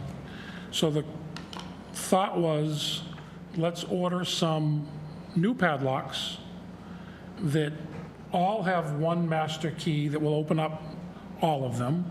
So the Board of Select people can have one key that will open every padlock. The fire department can have a couple of them if they got to get into a gate. So they can, one key will open up every padlock in town. But the transfer station lock, perhaps, there will be a separate key for that won't open the ballpark. Because the people that open the transfer station don't necessarily need to get into the ballpark. Where the salt shed is and the snow dump, we could give keys to everybody that dumps up there, and the road commissioner should have one of the master keys to get in every one of them anyways. We talked about doing it. We talked about getting 10 padlocks that would all be keyed to the master key system, and then we would have, so we could keep in the locked cabinet 10 keys to each individual one. So we would have plenty of keys, we could track them, we know how many we have to each lock.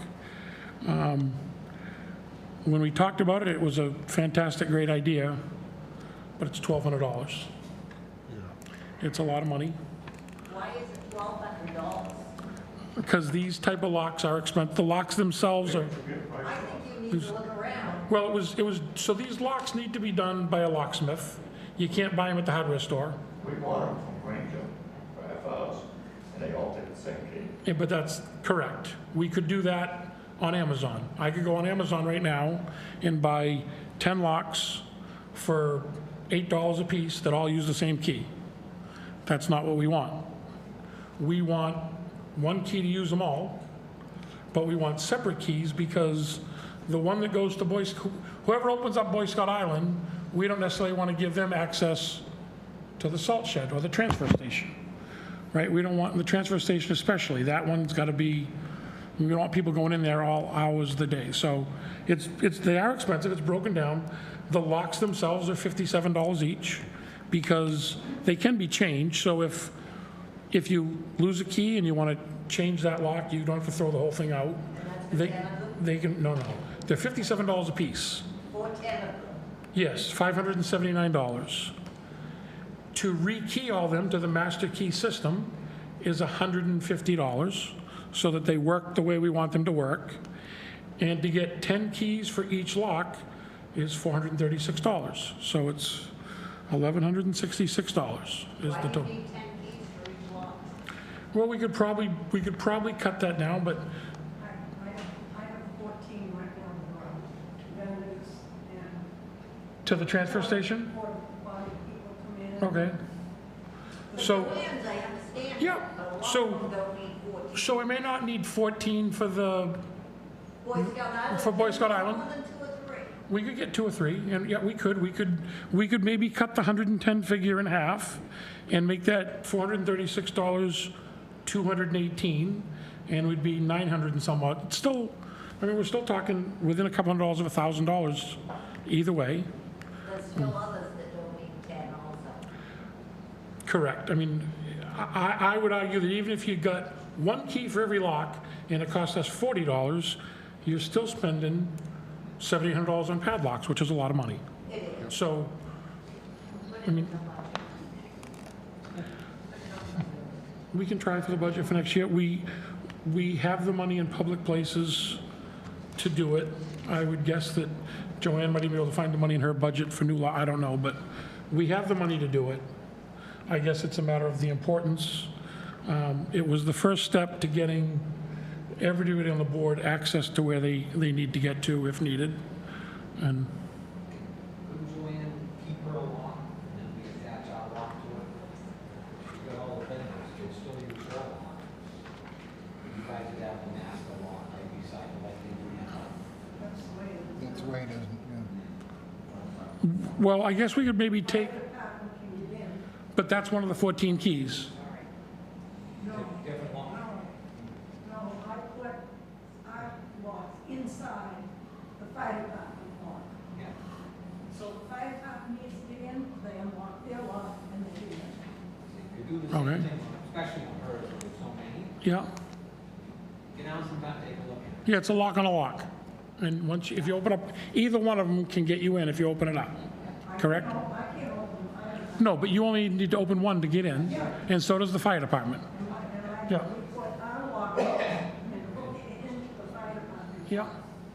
And Ricky would have the same thing, your master key. I guess we could probably save some money if we said, we already have this one, is this the type you're selling us? Can we get a master key system based on that one? I'd leave I her a don't- lock. Huh? I'd leave her a lock, and the new lock will go right beside it. First up will be fine, she's good with all her vendors, you can still get in there, save me the lock. Okay, yeah, I mean, Go by, no, I know how it's done. You're locked into the lock, I get it. Now, that's saving a lot. So you would save, I guess if we got 10 here altogether, you'd save $116 by not doing that one.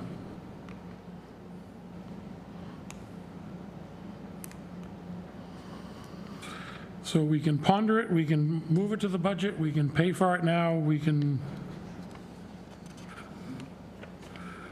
do what we want.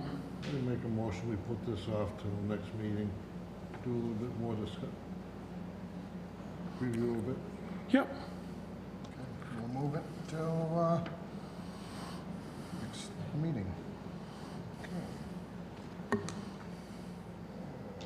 Well, the next on the list is approve the mill rate, and we're working towards that, but not quite there yet. And add a section of new sidewalk to the sidewalk contract. They're in the process of building it right now. So we need to amend that contract just to add the new section. Yep. So I think, you measured it, and you measured the new section, yeah?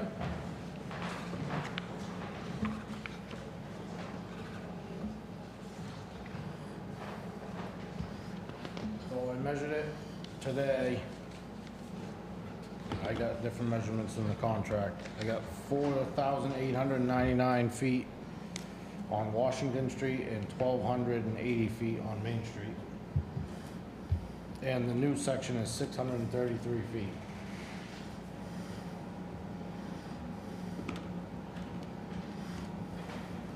And how much is the contract? $4,000.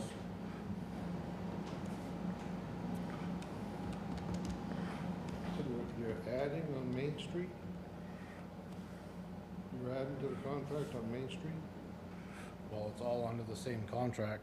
It's the sidewalk down the hill and that new section that goes in front of Dunkin' Donuts and down It's all in one contract.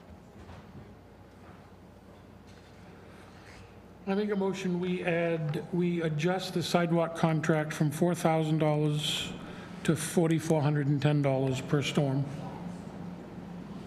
So if you take the number of feet that he does now, it works out to 65 cents a foot, and we're adding 632 feet, which is $410.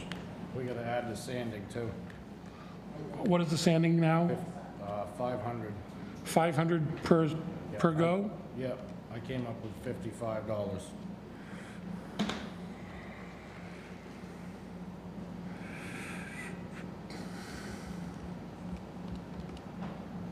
Does that include the sidewalk from Dunkin' Donuts down towards the driveway going into the, like into the bank? Yeah.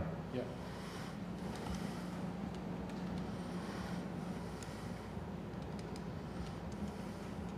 That whole sidewalk's being funded by the state of Maine, right? The extension on that sidewalk's being funded by the state. Money-wise, yes. Well, That and Dunkin' Donuts. Dunkin' Donuts is paying for it, I there's believe. a combination of people paying for it. They came to us and wanted us to pay a third, and we said no. Said no way. So, yeah, it's $51 for the, so I amend my motion to add $51 to the sanding amount of the sidewalk contract. And that's just done by the math, so we pay so much as, $51 on the whole thing. it's $51 to do the new section, so he's gonna go from 500 to 551 every time he sands down through.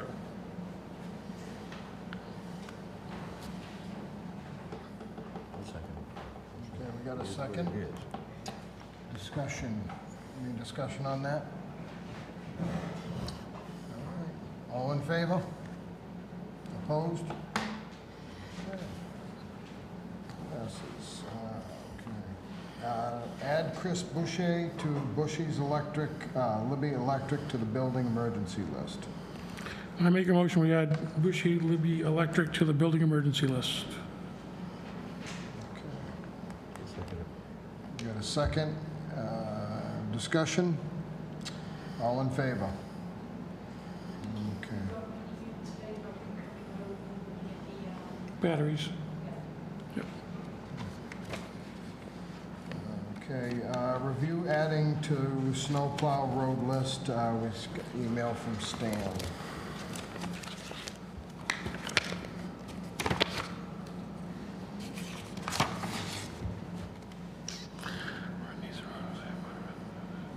Is Nason Road the one that goes across from Sawyer Mountain Road to Quarry Road? Yes. Okay. Have you been up there? Okay. He said there's a driveway up there in. Is it? It's just rough. It's very roughed in. Okay, so it's a little ways up there.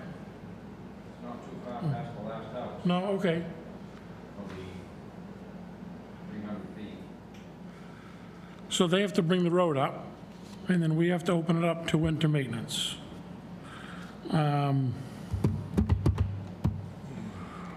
I think extending it, we don't have to get a town vote to extend it. If you open up with a small section from close to when it's open. But we don't need a town vote to do that. I think you do. I think we voted on it before on other roads. Okay? I'm not positive. Yeah, no, and I'm just curious. I know we voted to add like entire roads, like a road that was closed and now open up, but I guess we'll have to put it on the, let's put it on the November ballot if we have to get a town vote.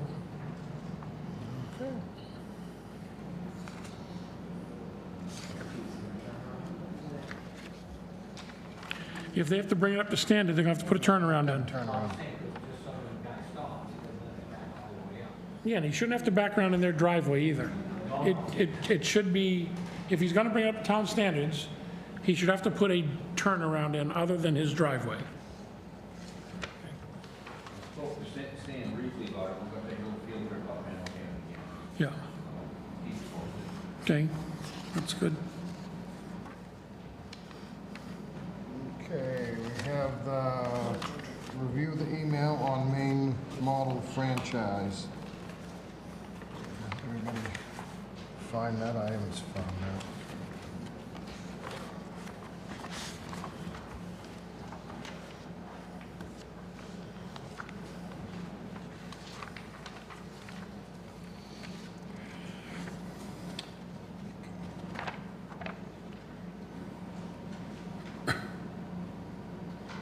Anybody know what this is? It's for the cable. The cable is up in 2028, and they start the process now with Charter Spectrum to renegotiate the cable contract.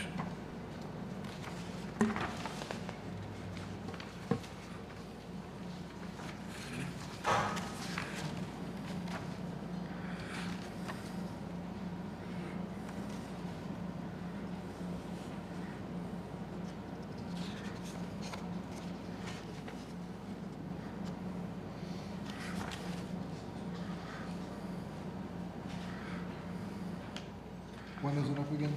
It's up in 2028, but they start now because it's usually a long fight.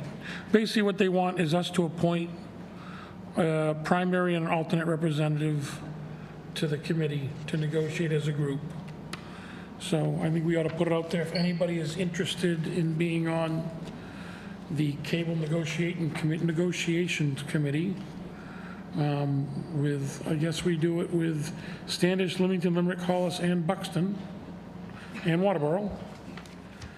Must be, the one contract must come up. It's one cable franchise contract for all 6 towns.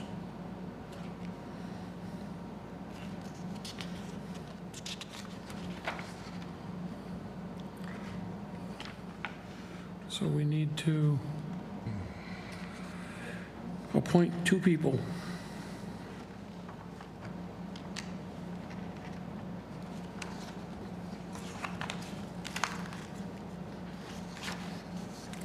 It's probably gonna be a tough contract where cable's becoming a thing of the past. And we've really counted on that franchise fee money over the years for covering a lot of costs.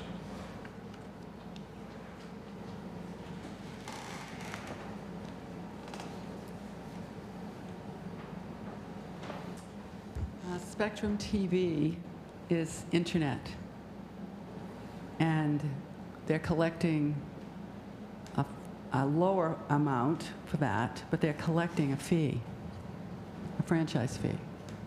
So even if cable goes away, there'll still be a revenue stream of some sort. I don't know what the quantity would be.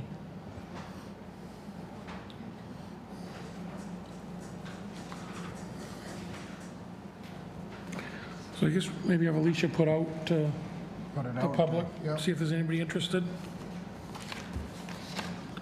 Seems like a good job for Neil Meltzer. He's gone? Ah, shoot. Then it's definitely, hold on, I make a motion.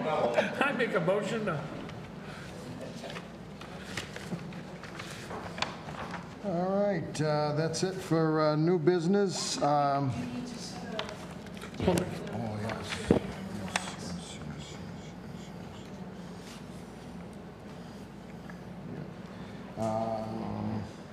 We need to set a public hearing after September 2nd, but before October 4th.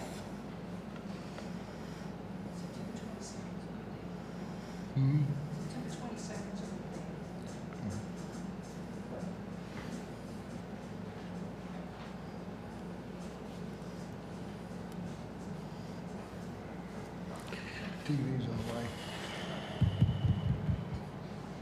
I'd either go, I mean, if we do the 22nd, we gotta start a little early. I mean, when we have these public hearings, these longer ones, and especially if we're gonna do that at the fire station, we may not wanna meet that, I would do it on an off day. Well, she said September 2nd, not 22nd. No, but- sometime between September 2nd yeah, and October. 4th.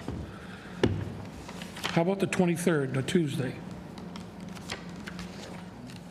No, the fire department has their, they have they do their meetings on Tuesday. They do meetings and training, I mean. How about the 24th on a Wednesday?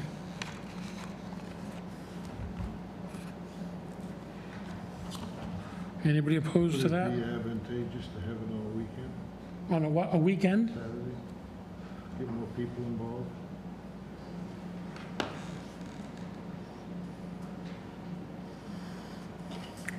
That's up.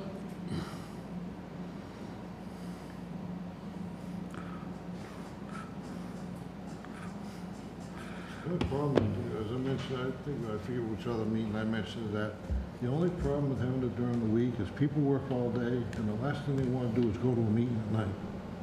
If you have it on Saturday, some people obviously have to work on Saturday, but the vast majority of people could make it to that meeting. And since we're talking what we're talking about here, I think the more Well, all I will we say reach out is, to, the better. the last public hearing we had here, we couldn't fit in the 2 rooms. The last full town meeting we had at the Brick Town Hall, you could have done it in this room. And that's a Saturday. People, I mean, I think more, people can say, I think more people want their Saturdays than their Wednesday nights. I mean, I think it'll be hard pressed to get a lot of people to come out on a Saturday. But I'm not opposed to trying it, but. Try it. We can try it. I mean, I'm not opposed to trying it, but I think it's going to give the reverse effect of what you're trying to do. But One thing I was thinking try the other anything night once. about using the fire department, if we got collapsible chairs somewhere now, I don't know what. Just at the Brick Town. We have to move them from the Brick Town Hall over. But if we have enough, I'm sure between that building and this building, we have enough. There's probably 100 or so. Yeah.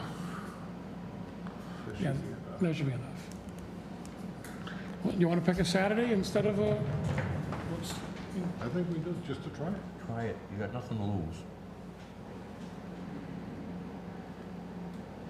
you can either do the 20th or the 27th of September.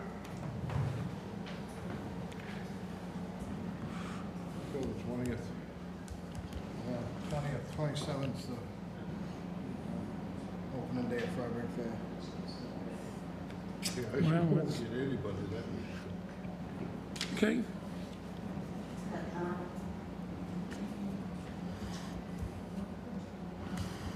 Say 10 o'clock in the morning. Well,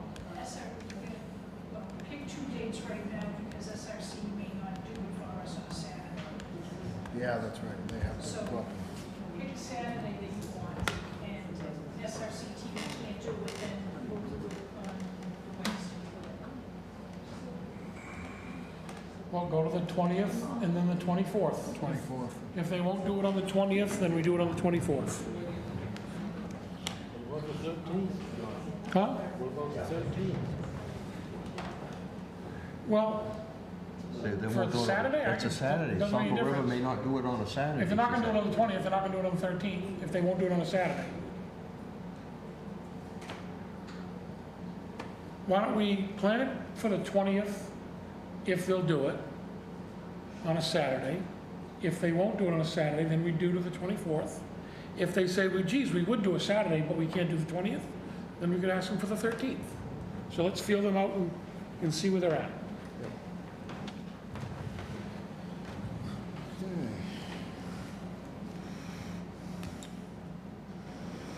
Hearing of citizens. Gail?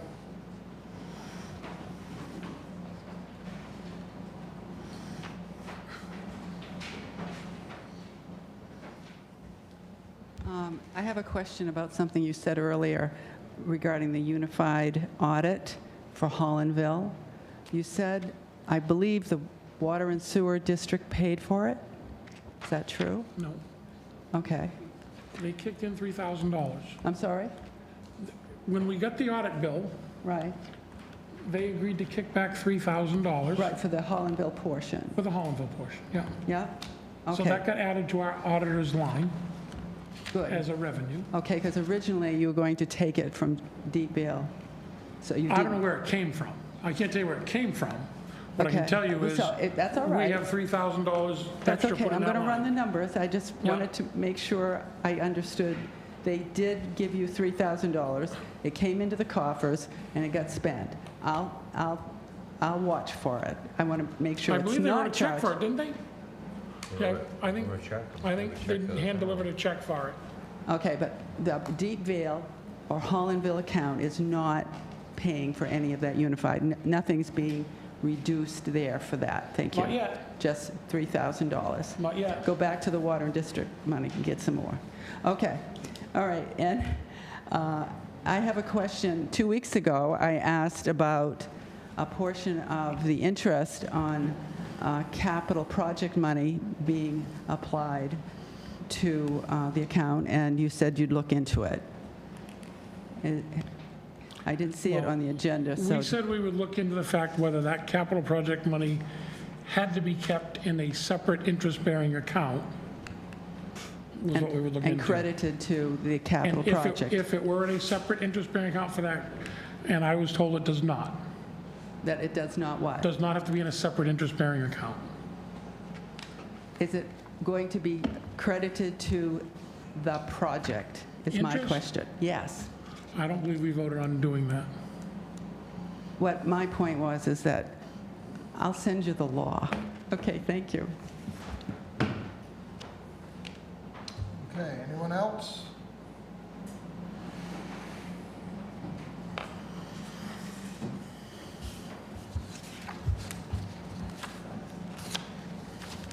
Hi.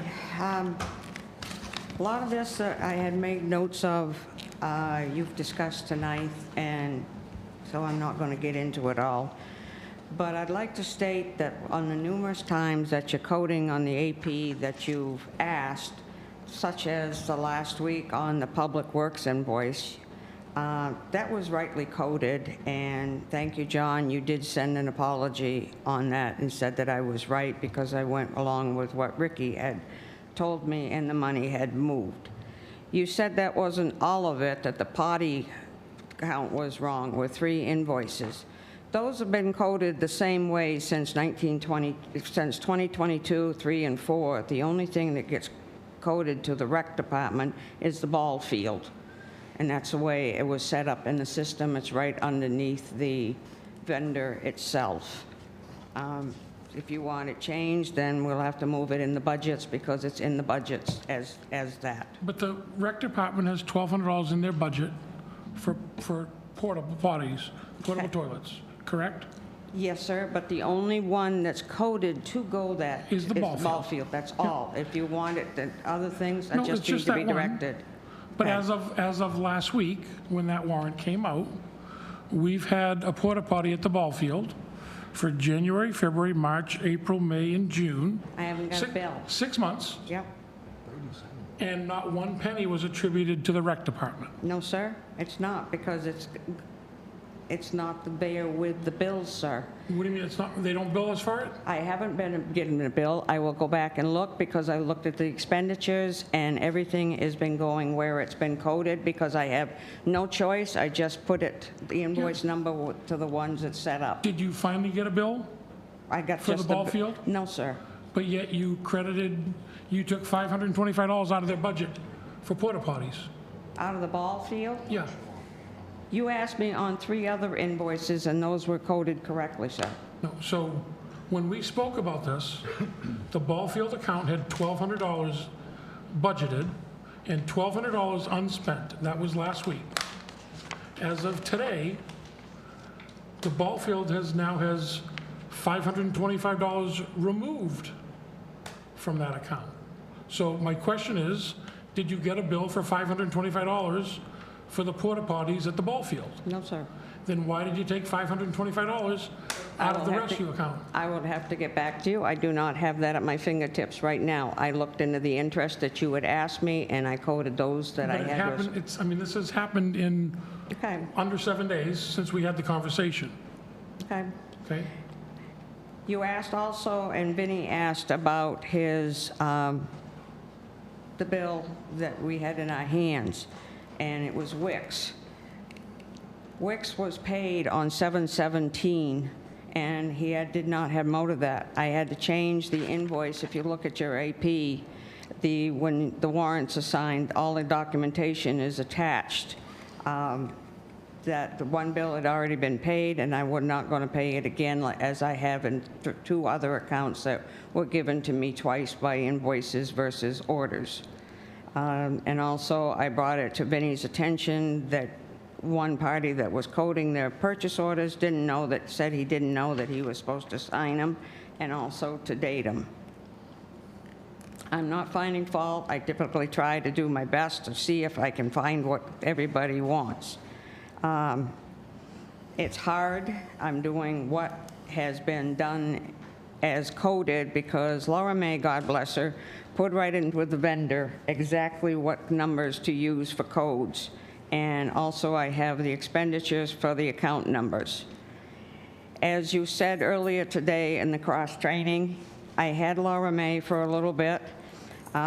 There was no money in the budget for it. It was cut from the budget. We've had this discussion once before with Stephanie in a budget. And if it hadn't been for thanks of Judy LePage and Stan Hackett, Laura May wouldn't have come back because of the way that she was treated. She did not remove, and that's what she said, and I'm greatly glad that she was here during the time that I broke my back. I was supposed to be out for 3 to 4 months, and I've stated this before, but due to the issues going on in the office, I came back in less than 30 days. I still am paying for my back for doing that. I've asked on numerous occasions to have MMA evaluate my workstation, and this doesn't cost the town anything, and as of to date, it has not been done. I offered someone that I knew the knowledge of my name was on the line, and the person was, you were not there. Sorry, that doesn't make much sense, what I just read. When I ran for this office, I promised the public the books would be balanced. Currently, the books are the closest they've been in a few years. Yes, you've had your auditors, and we all have the documentation, is what Gail said, asked about it for 2021. That was brought up in a meeting, that was brought up in an executive meeting. The auditor themselves called me before I even decided to run, and Ron warned me how bad it was and wished me luck if I decided to do it. I came in, I wished I'd known more than what I did. When we started doing the audit and matching up the departments, Laura May and I subdivided them, and I gave her the fire department because she was here all the time during all the moving of monies. Unfortunately, she wasn't even able to match it perfectly for it. We gave to Karen, the auditor that was doing our case, as much as I had at that time and could. And as you know, I asked for an audit. I was told I couldn't have one. I asked for an SOP for your procedures on how you move your money from count to count because I had no idea, and that wasn't given either. That's fine, we're managing, and once this audit is done, hopefully that matter will be taken care of, whether it's me doing your audit, doing your books, or if you have the choice to get rid of me. It's your protocol. Hopefully the residents of Limerick want the truth about the books. They don't want to settle for an audit process in place, as it is currently, but a complete single audit. More times than I can count, the AP has been posted in the same manner as in the past years, and now it's not correct because I'm doing it. That's fine too, but just please don't condemn me. Tell me where you want it. Nothing can't be fixed. The adjustments are easy to do instead of coming in front of an audience and telling this is done, and then I come back and show you, no, this is the way it was, just as you said the budget wasn't right. The budget in the computer is right, other than the fact that I have not put what you're going to have on the commitment. I do not have a signed commitment yet. As soon as that's signed, your figures will be put into the budget, such as your school budget and your county taxes, because I'm the one that had to give them to Dottie for your assessor. In closing, I'd like to say thanks to personally thank a gentleman who spoke to me at the mini mart here about a month ago and stated he was appalled at the way he heard me being treated and yelled at, and wanted to know why I didn't yell back. And I says it's not to my best interest. And I have a code of ethics that the State of Maine MMA's Treasurer and Tax Collectors Association has for me to follow. And I do my best to follow that to the law. I thanked him again and thanked him for watching, and he said his whole neighborhood was watching. And to this day, I just was amazed that he took his time to come over while I was filling up my car. In closing, I'd like to state I realize what some of you are trying to do. Sorry, I'm not my predecessor, and she was an awesome lady and didn't deserve to be treated as she was, to the point that she felt she had to leave, as well as on a medical leave of her family. Do what you want, you wish to me. I can promise the taxpayers, if I am working for them, it will be done legally and above board. My dad said to me once, the easiest thing to remember is the truth, and don't trust those that won't look you in the face. I have contacted an attorney who will be representing to me if necessary. I do not hope that it is, because I can't see the taxpayers having to pay for this idiotic stuff that's going on. I am trying my best. And I want to thank, if the voters support me in this position, I will have a balanced set of books for you, and we'll see and understand it. If you have any questions, please come and ask me. I'm at your disposal. I work for you, the taxpayers. Once again, thank you all for your time and support. I have made errors to get to this point, and with accurate figures, I hope it'll be a lot easier. Sincerely, Julie Giles, your town treasurer. Thank you.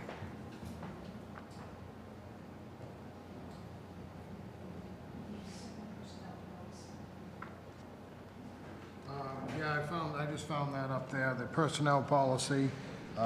We need to sign that. I didn't hand that down. That one right there. I didn't know what it was. We were just sitting over there on Brady's file. Did you sign? We voted? Yes. Okay, let me have it back then. Okay. All right.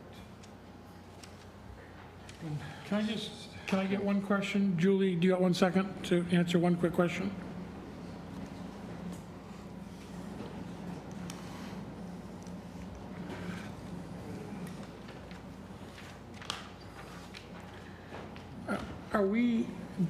The auditor told me today that we underpaid the school district. Is that correct? Yes, and I told you that. It was stated right on the warrant that you folks signed explicitly. I was not given the proper figure to put into it. It's in the budget. Your commitment papers are accurate. I talked to Karen, and you're all set, because the money was in the budget for that. It just didn't get paid to Colin, and Colin has his money, and you were all even. So they've been paid? Yes, sir. The underpayment was made? You signed it, and all the documentation was there in the warrant stating what it was, with Colin's letter and everything.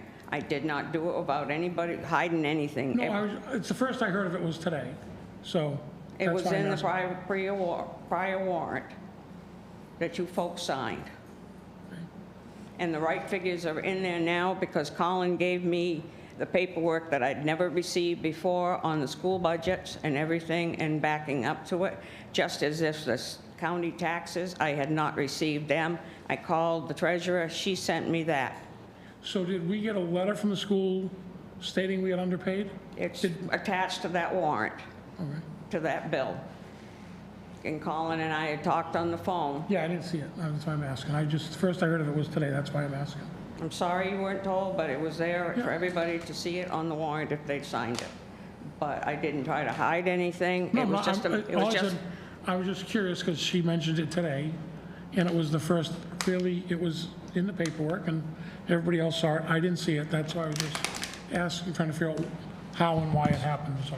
all the documentation is there, and I'll gladly get it. If you want to see it tomorrow, I'll have it for you. I can go and take a look at it, yeah. Okay, Thank not you. a problem.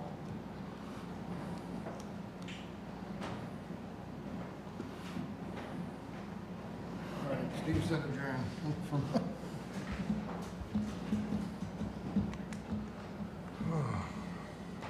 Just a couple of quick things.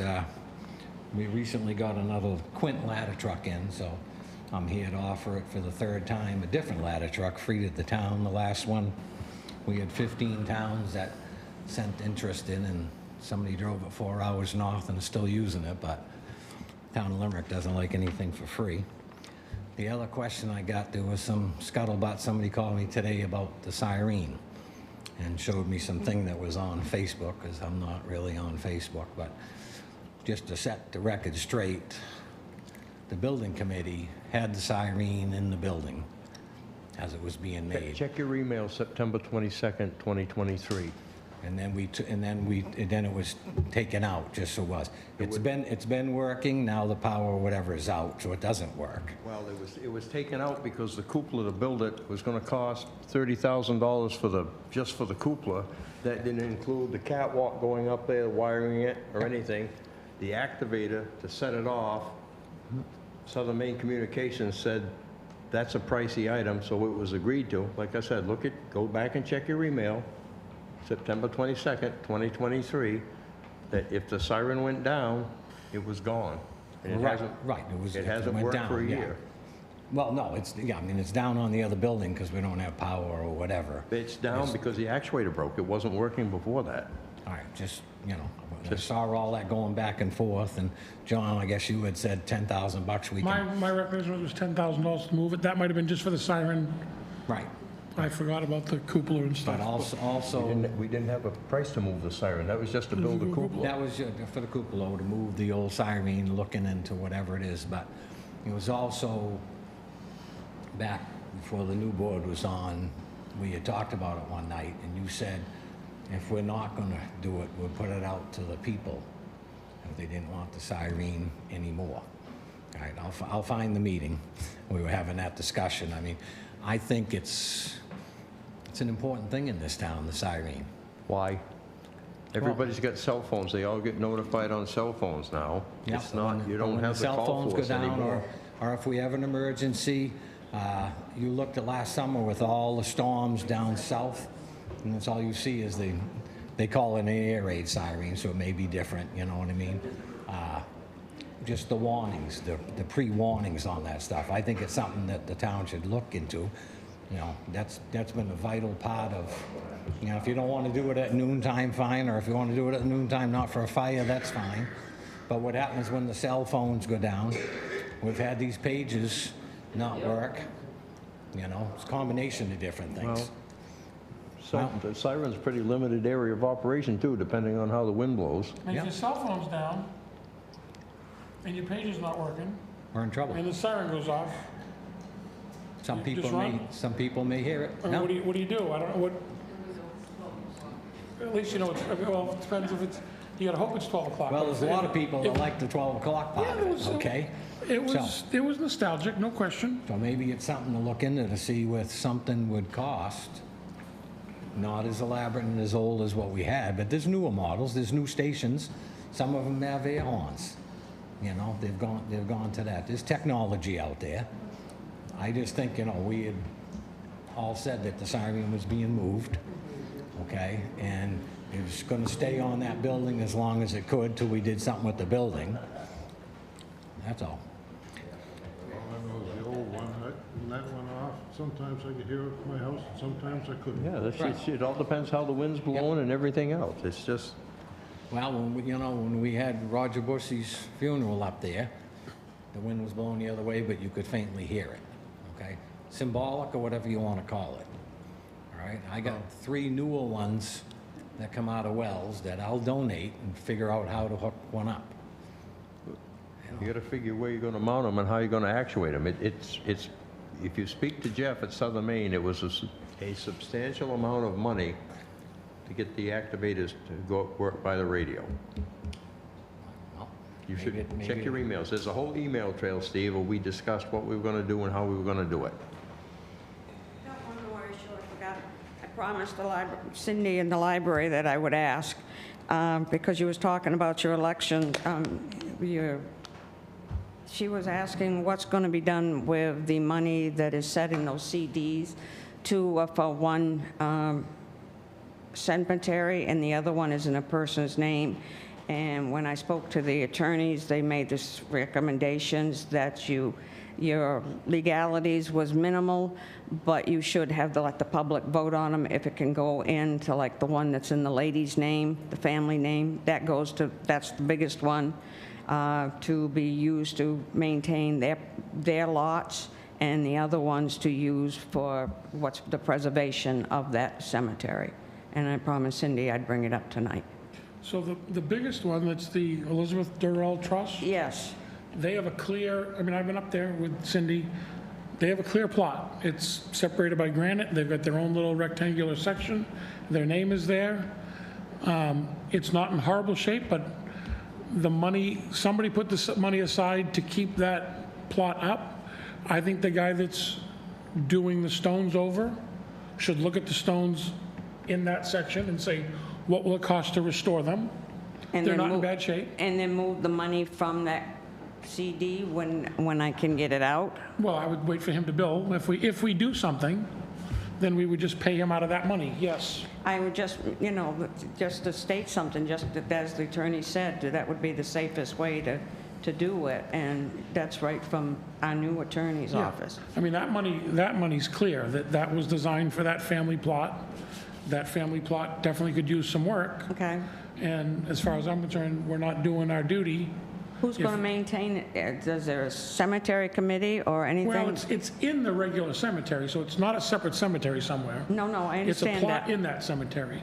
So from seeing what I saw, I think the first thing we ought to do is get a price, ask Cindy if she could ask the gentleman that's doing the stones. Yes, she's meeting with him this week. To get a price to Do that area? to refurbish those stones, and let's see Okay. where it lands. Okay. And that ought to be the first thing we ought to do. Other than that, the area's in pretty good shape. It's got grass like the rest of it. It's trimmed and mowed. I mean, we could probably have justified over the years taking a little bit every year for the trimming and mowing, but we haven't, and it's minuscule at this point. But we ought to meet our obligation if they've entrusted us with this money for that plot. Okay. To That's what I do needed, something the other than let it- guidance and... Other than let it sit in a CD.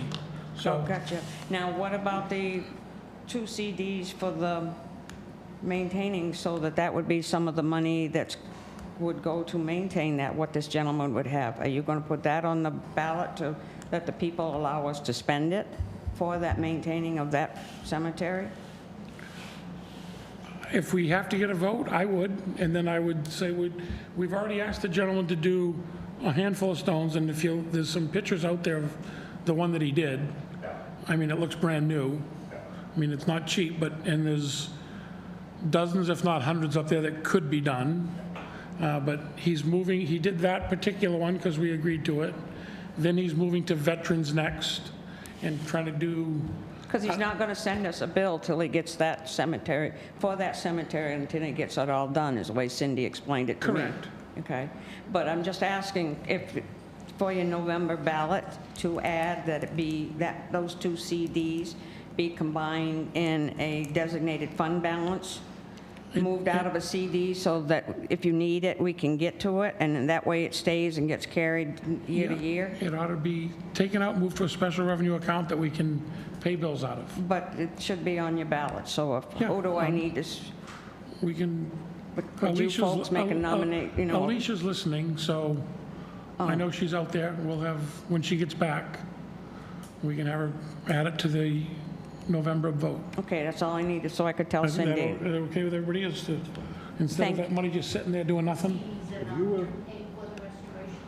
No, they're minimal. They're a couple $1,000 a piece. There's not a lot of money. But you've also got money that's being donated and matched. Yeah, and you have all that money. I haven't got the match yet, do I? If it was our match, you have it. Okay. We asked him to go from the ones that the person that emailed first, and then go to the veterans next. And Because there's more people that are waiting to donate money, so we if just, there's more, that's great. yeah, just want to get this all cleared to one place. John, you know where the paperwork is on the will? For the Durrell Trust? For the road. I've got no idea. We can't find any I of know that it. you said you read it one time. I did, I don't know where the paperwork is gone. Is it out in the vault out back here, or what? It's supposed to be what the lot, I backtracked to other older treasurers, and they said the last, and I don't remember if it was Tammy, was Mrs. St. Savior, or if it was Mrs. Libby, that stated that it was, they were in a box someplace, but that box could go on anywhere. Huh? There was a metal box in that closet in your office.